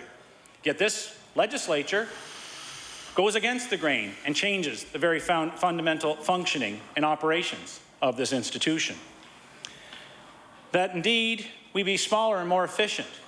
Yet the government talks about that and still hires more people, spending more money, and saying at the same time trying to get back to balance. Well, if there was balance, we wouldn't be here having to filibuster in a process to try and get this government to wake up and start doing some good things for a change. That's the reality. So to my honourable colleague, it says, be nice. Well, we're waiting for the government to be nice. And I'll tell you, the government's offended the vast majority of Nova Scotians. And this institution's done nothing, Mr. Speaker, to learn, to build, and to move forward. And to suggest that every 52 members of this House, whether it's NDP, Liberal, PC, or Independent, that with changes to this House, we'd be consulted. With changes to this House, we'd be part of offering up at least consultation. Try to find consensus. Try to cooperate. But has this House done it? No. Not once that I'm aware. Occasionally we've been told this is what we're going to do, and if you don't like, well, too bad, we'll run the clock on you. That's the best we got. The best we could hope for was that. And yet, if we were to go into a committee in our meeting and didn't bring paperwork with drafted amendments, it'd be crying foul. The meeting would have to be delayed. We'd have to get the copies. We'd have to look at it. We'd probably have to go back another day. Yet when changes were made to fundamentally change the financial operations of this legislature, there were words in the air, nothing on paper, not even a napkin for people to look at what they were talking about, and more importantly say, can we agree? There's areas where we agree unilaterally, unequivocally, but we didn't even have that chance to do that. We didn't have the chance, like land surveyors did, to consult with government and cabinet, to consult on the regulations that would come forward. And even when we've drafted regulations for this House, and they've left with a sign-off for consensus. What has come back has been yet changed. Who did that? And at the end of the day, well, if you don't like the change, it doesn't matter. We got the voting majority. That's happened with the very regulations that you oversee, Mr. Speaker. Where was the code of ethics for that? How do Nova Scotians know? Because that, Mr. Speaker, and I defy any member of the government to say I'm wrong. And if I am wrong, prove it, and I will apologize. I will apologize if anyone can say anything I'm saying about this institution is wrong. I will apologize to Nova Scotians if I have been wrong. And sadly, too sadly, this is a time you don't want to be right. I don't want to be. I've sat where you're sitting, Mr. Speaker, and I've understood the challenges of trying to make a house work. But I never thought in my wildest days that this institution would walk away from the very principles and tenets of democracy. That this institution would tear itself apart and have a political exercise rather than a parliamentary exercise to build it back up again. So the political exercise is ongoing. We see it. We see it with other bills, and I won't speak to those bills because right now we see it as it relates to the Land Surveyors Act. We see it as it relates to the conduct of the cabinet of this province. We see it with people. I actually believe, Mr. Speaker, in some of these cases, I wonder who really was consulted when changes were made and who really will challenge whom. And again, Mr. Speaker, if I'm wrong about any of this, I will gladly get up in my place and apologize, withdraw comments from this House, and apologize to this House and all Nova Scotians if I'm wrong. And I'm still waiting, Mr. Speaker, to say I was wrong about the firing of Rod MacArthur. I'm still waiting for people to tell me he was not fired. I'm still waiting to find out what the real cost was, because I'm still waiting for the government to tell me why, at any cost, they would get rid of someone for 34 years of service who was consulted by every other legislature in Canada and even from the United States and around the Commonwealth, that our chief clerk could be called upon from the entire Commonwealth for advice because he knew and understood and believed in and lived what this institution's about. Yet we were ready to fire him because he, during a process of trying to clean up what was, admittedly, a process that had to be cleaned up, he spoke the truth because he saw something wrong being done. And because he spoke the truth, because he spoke the truth, he was fired. Cabinet would have come over and instructed you, I'm sure, to tell him, sorry, Rod, but you're gone. Because the Speaker would have to convey that. I can't see. Maybe the Minister of Finance did it himself or the Premier, but I doubt it. I would say Cabinet came to you, Mr. Speaker, and said, he's to go. And now work out the details for him to be gone. Get rid of him.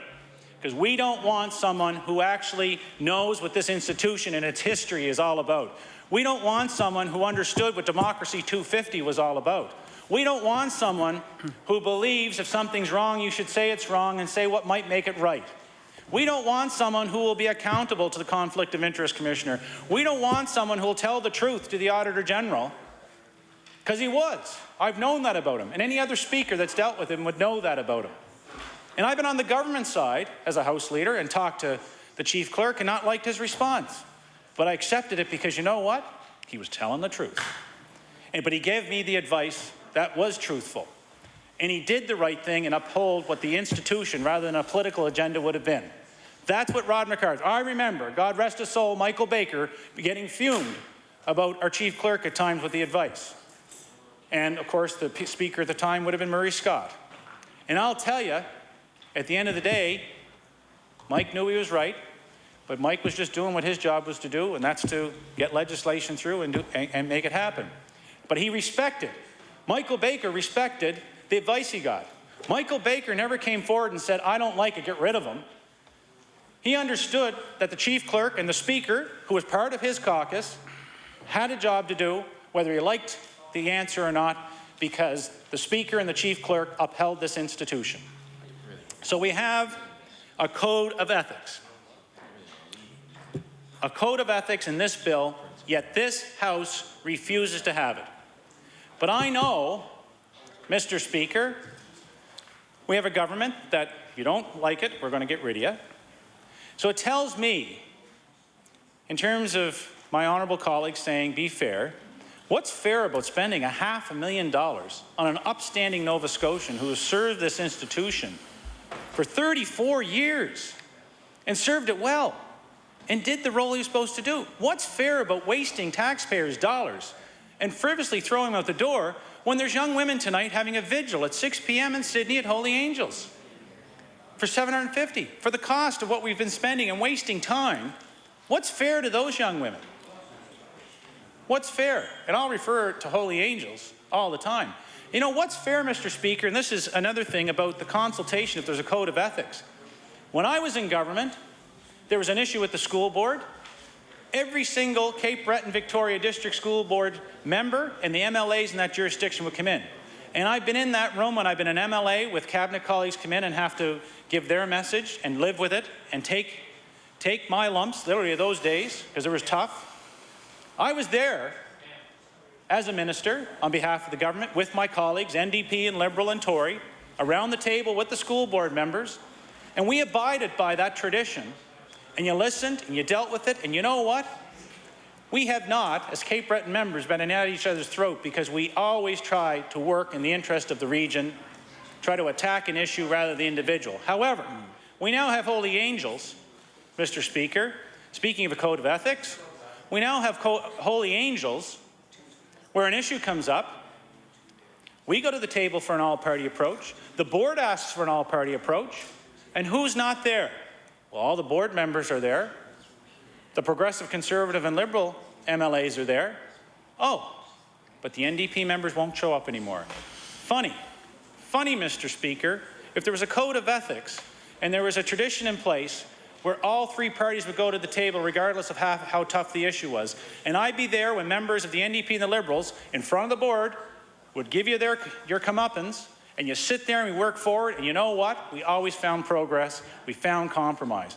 But now, all of a sudden, Holy Angels is an issue. The Liberals, the Tories, and the board show up, and the government refuses to go.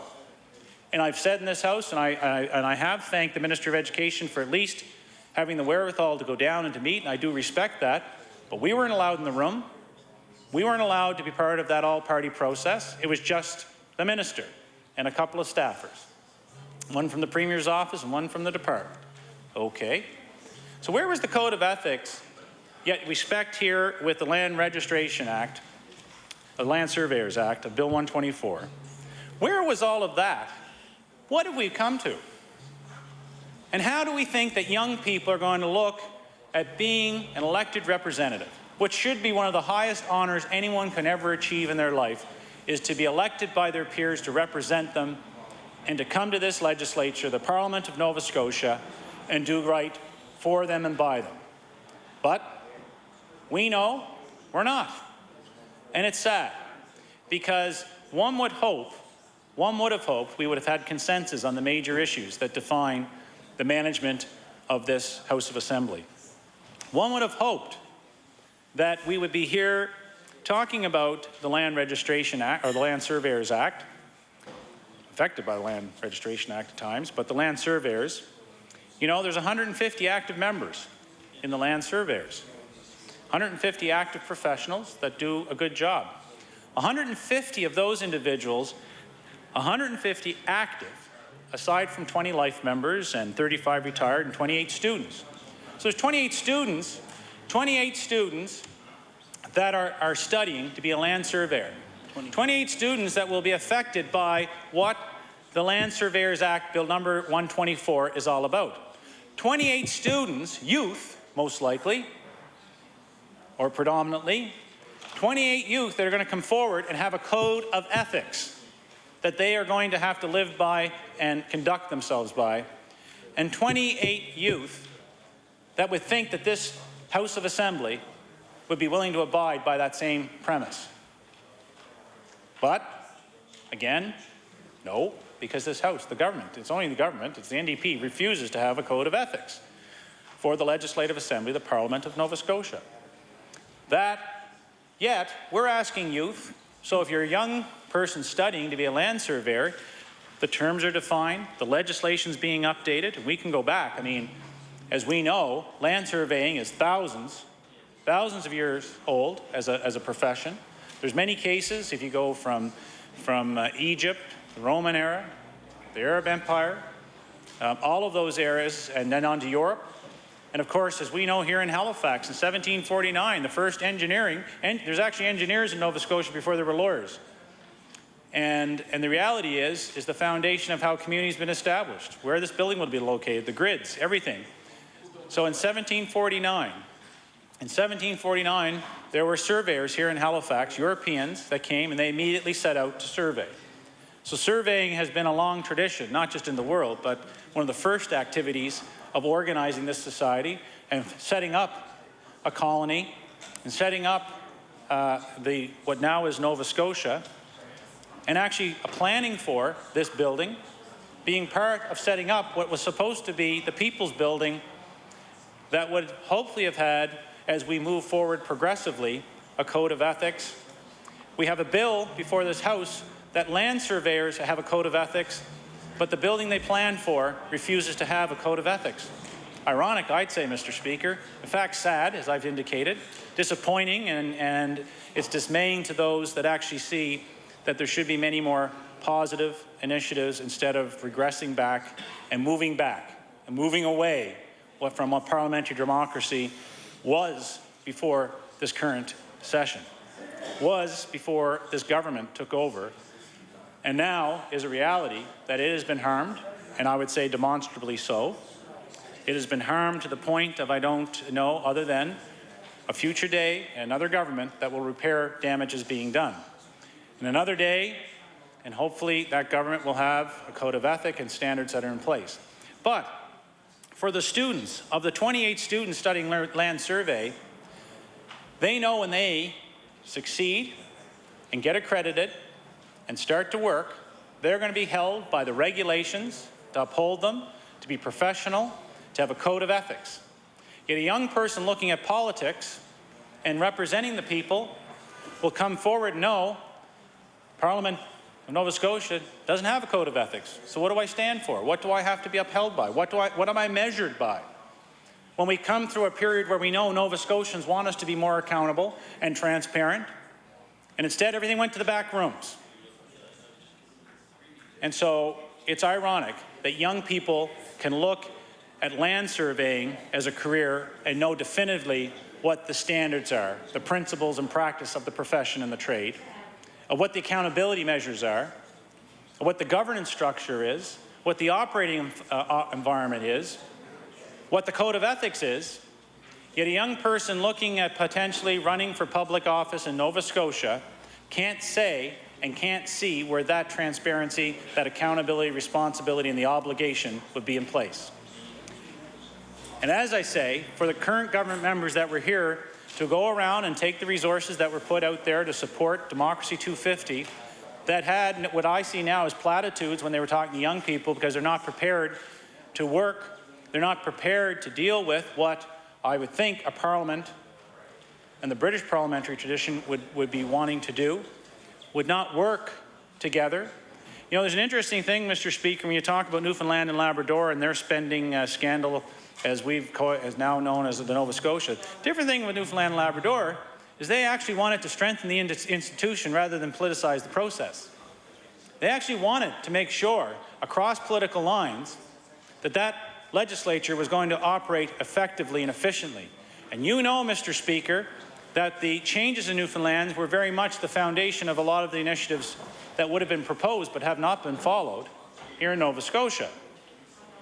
Yet, if there was a code of ethics as such as being proposed for the Land Surveyors Act revisions, and what's interesting as well, if we had followed that, but in Newfoundland and Labrador, they chose to strengthen the institution rather than politicize the process.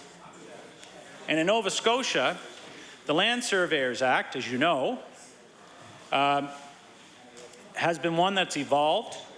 In fact, if I'm not mistaken, Mr. Speaker, this is over 100 and some years old, aside from the profession, but in terms of this legislature dealing with it, I think it was just after 1900, in 1910. It was actually 100 years ago. A century ago, this legislature dealt with the legislation, the bill that would bring in land surveying profession in the province. And subsequently, in 1951 was the last time it had a major update, 60 years ago. So a 60-year-old bill, and we have, Mr. Speaker, seen that there was amendments made after from 1951 to 1989 were the next amendments to that act. So from 1951 to 1989, there was amendments. And so they're back at the House, and they're strengthening it. And the irony, Mr. Speaker, is that even for the land surveyor's profession, the land surveyor's profession is concerned about making sure, they're concerned about making sure that their profession is held to a higher standard, that it's transparent, that the rules of the game are clearly defined, that they have a code of ethics. Yet, the NDP members of this government refuse, whether it's in this chamber, in committee, refuse to be accountable and abide by a code of ethics, as would be the case. So we wonder what 28 students and why probably they can have confidence as they go forward. They know the rules, they know what they're defined by, they know the regulations that come forward, but the very people that oversee them refuse to abide by the same process. A great irony that this NDP government is put out there, and again, it's say one thing, do another. You know, do as I say, not as I do. That's the NDP motto that Nova Scotians are regrettably coming to know. And that is part of a process why we here in the House of Assembly have to deal with today, because, Mr. Speaker, we know there are other bills that this government refuse to have any consideration, even moderate consideration of, and we're now in a process where the clock will run on and we will stand up and we will deal with this. And I would hope that as well in this process it's given us a chance to talk a bit more about the Land Surveyors Act and give it maybe more airing and time that it would have normally received in this House, and understand that even with 100 years of this legislature providing it with its legislation, at that time no one knew what would happen in 2010. But the one thing people understood about democracy and parliaments is they always would hope it would be improved over the course of that century. So here we are a century later, bringing changes to improve legislation for land surveyors, yet we have an institution that refuses to move along and improve. In fact, we've gone back, and we've gone back greatly. An institution that's prepared to spend at the hand of a minister oversight, which is inappropriate in the parliamentary tradition of the Commonwealth, and a legislature that's prepared to spend at any cost on getting rid of people that get in the way of trying to get the government to do the right thing, and that the right traditions of this House be upheld. That's what we know. So it's ironic, Mr. Speaker, that here we are today, again, to deal with Bill 124 that has measures in it that the government won't measure up to themselves and won't step up to the same level and standard they expect other non-regulated bodies to do, or self-regulated. So we're a self-regulated body, but it's a self-regulated body where the government will unilaterally do things and not abide by the parliamentary traditions of which we used to be proud of, and will not stand accountable before the people, will not provide provisions such as the Land Surveyors Act that would actually provide transparency. But they're willing, though, to have the hammer over the regulations of the land surveyors. They're willing to make sure that someone else abides by a standard and a code that they themselves are not prepared to live up to. So again, do as I say, not as I do. NDP governing style. That's what is there. So when my honourable colleague says, be nice, yeah, we would be much more nice if the government would be nice and do the right things. But members know this government that they're part of are doing some things that are very wrong, that break away from the traditions of this institution of the Parliament of Nova Scotia, that break away from what should have been a collaborative, cooperative process that we could say yes.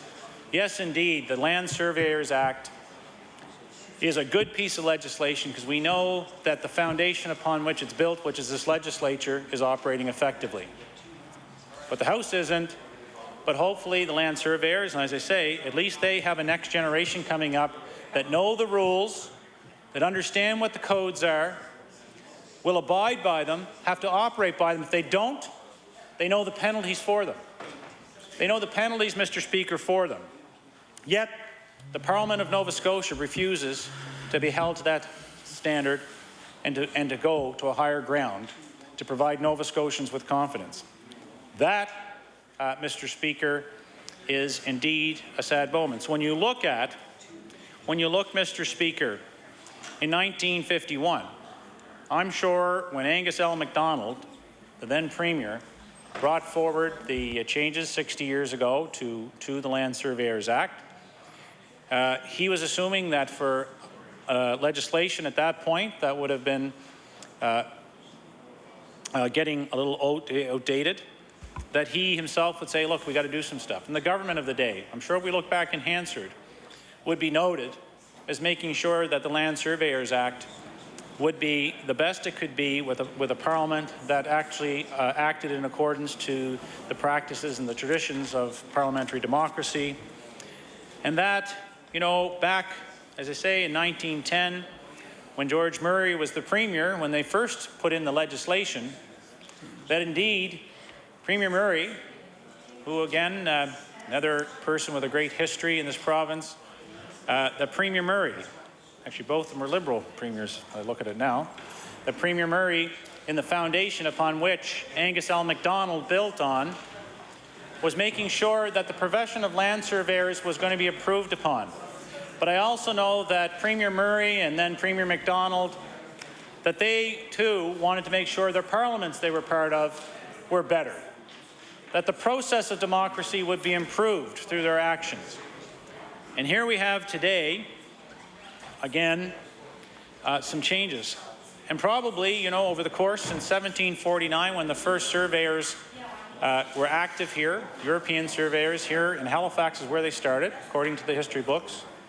So here in Halifax in 1749, the effort of formalized land surveying began, before lawyers. And you know what? Maybe they had something right back then. You know, they put the pros in before they put the lawyers in. And that's probably why most of the communities have a good, stable, balanced approach. The grids are in place because if the lawyers got ahead of them, God knows what the process would have looked like. We probably would have had cow paths everywhere, just trying to get to work in the daytime. But I say that in jest. But I don't say in jest that today, from 1749, then to 1910, to 1951, to 1989, and now 2010, land surveyors bills are something that we would want to see that a code of ethics would override those things. Yet the NDP government members don't want to have a code of ethics for themselves, yet everyone else that's a self-regulated body must. And the funny thing is, all self-regulating bodies have to have processes and procedures in place, Mr. Speaker, that will. And you know what I know is wrong, Mr. Speaker? I know it's wrong what this House is doing because the government has already assumed what the mandate is. And to further solidify what I'm saying, we have a bill that is yet to even be considered back in this House before Committee of the Whole House on Bills, before third reading, yet the government is advertising for the chair of the new Labour Board in the paper. So how is it, if the government's saying it's going to be held to a new standard, this is a prime example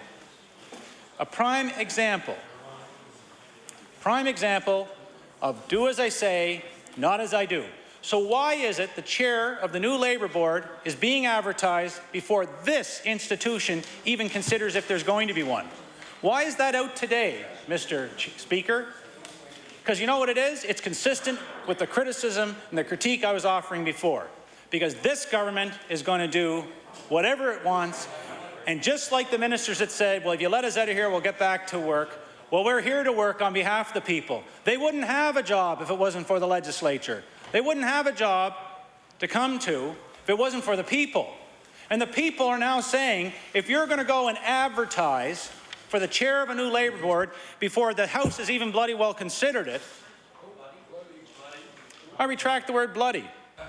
Before the House bleeding considers it, Mr. Speaker, when you're advertising that, that tells you exactly where public are. That is exactly what I was talking about with young people looking at this institution, yet with 28 students in training to be a land surveyor, they have a standard they're going to be held by. They have a legislative framework which they're going to be guided by, but this House refuses. So I'm wondering, Mr. Speaker, why the hypocrisy? Why put out an advertisement for a position for a board that doesn't even legally exist in this province? Because we know what the government's done. Damn the torpedoes, straight ahead, we're going to do it. That's the hypocrisy we see, Mr. Speaker. That's the reality of what this institution of the Parliament of Nova Scotia has been reduced to. That's what's becoming, Mr. Speaker. That's what's become of the NDP, that they will go and advertise for the chair of a new Labour board before it ever has cleared this House. But you know what, Mr. Speaker?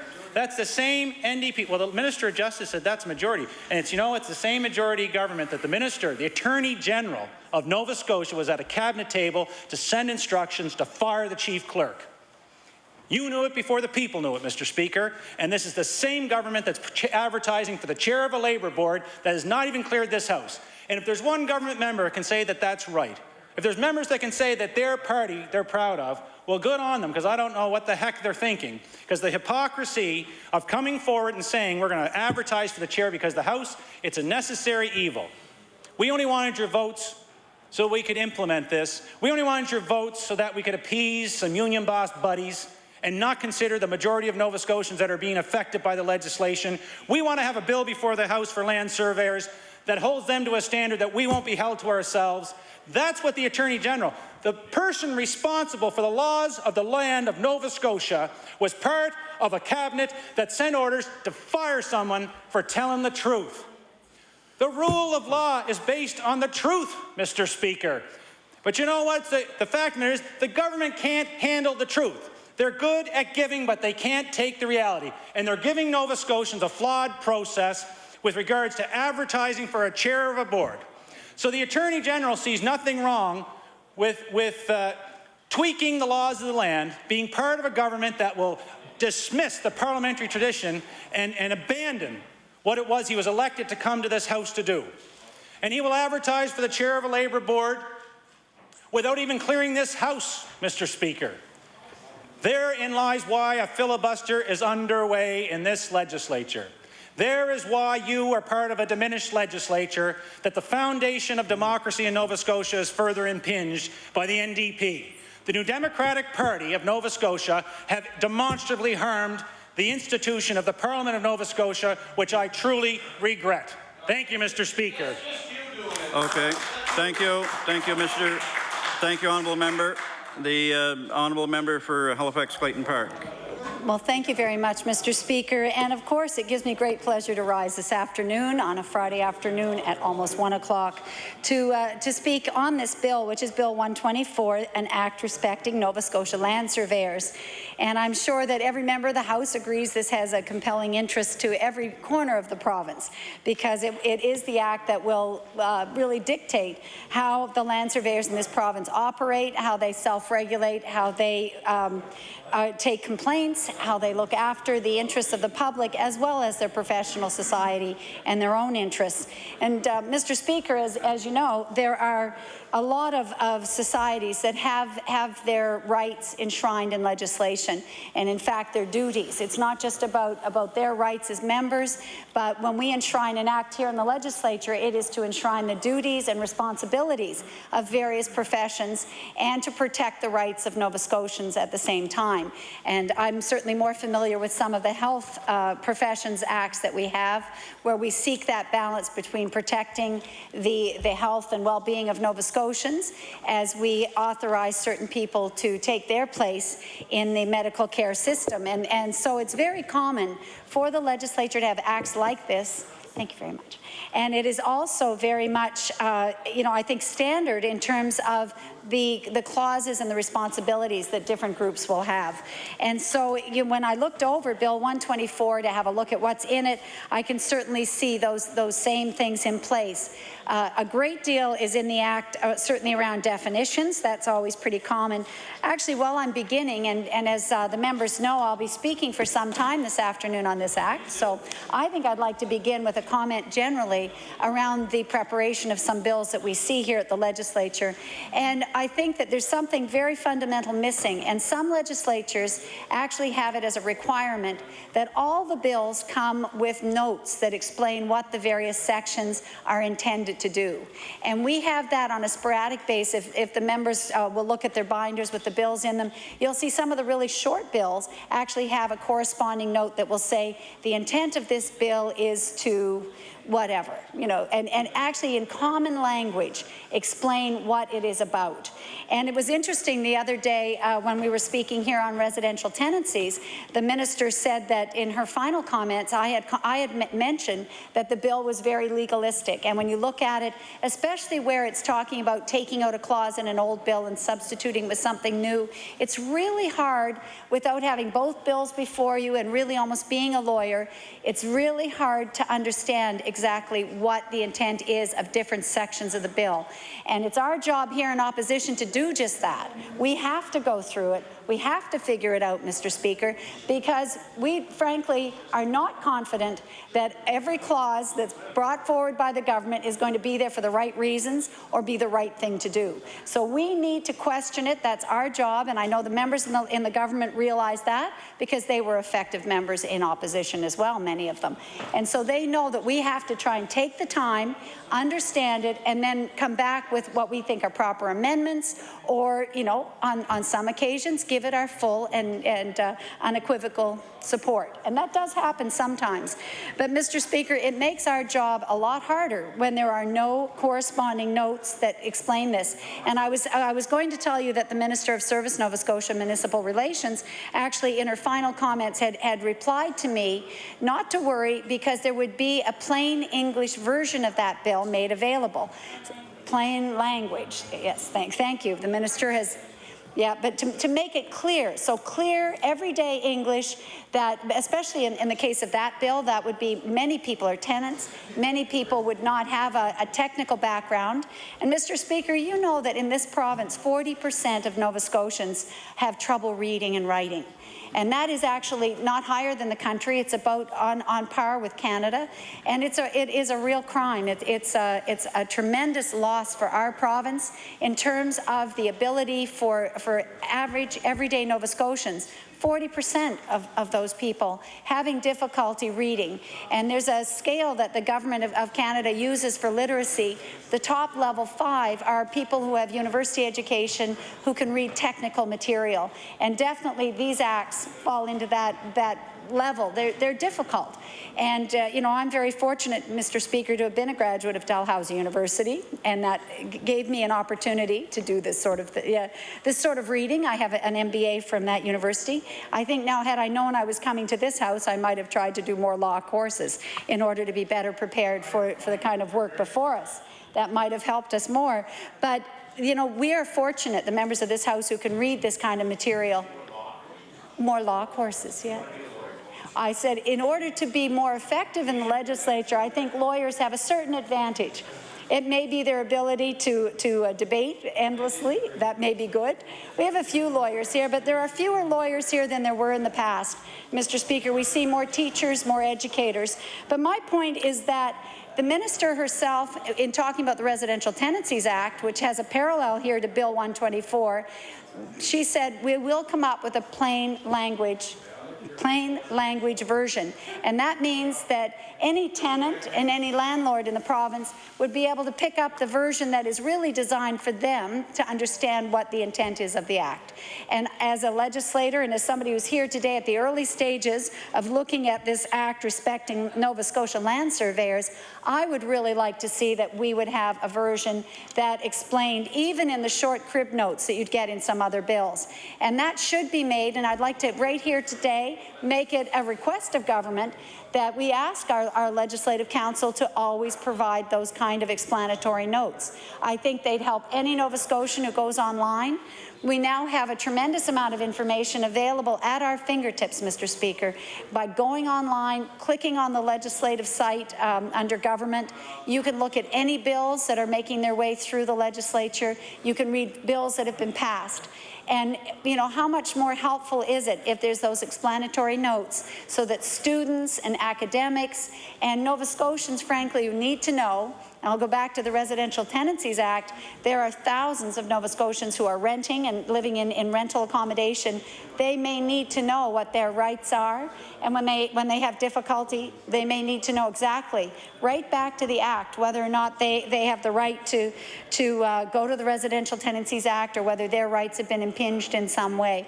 So, you know, I think it's very important that those explanatory notes begin to make their way into every piece of legislation that we see before us, because frankly, Mr. Speaker, in my early remarks here on this bill and beginning to talk on it, I am struck by the fact that there are 24 pages beginning with definitions and so on, and not one explanatory note to give a little bit more context to the work that's before us here today.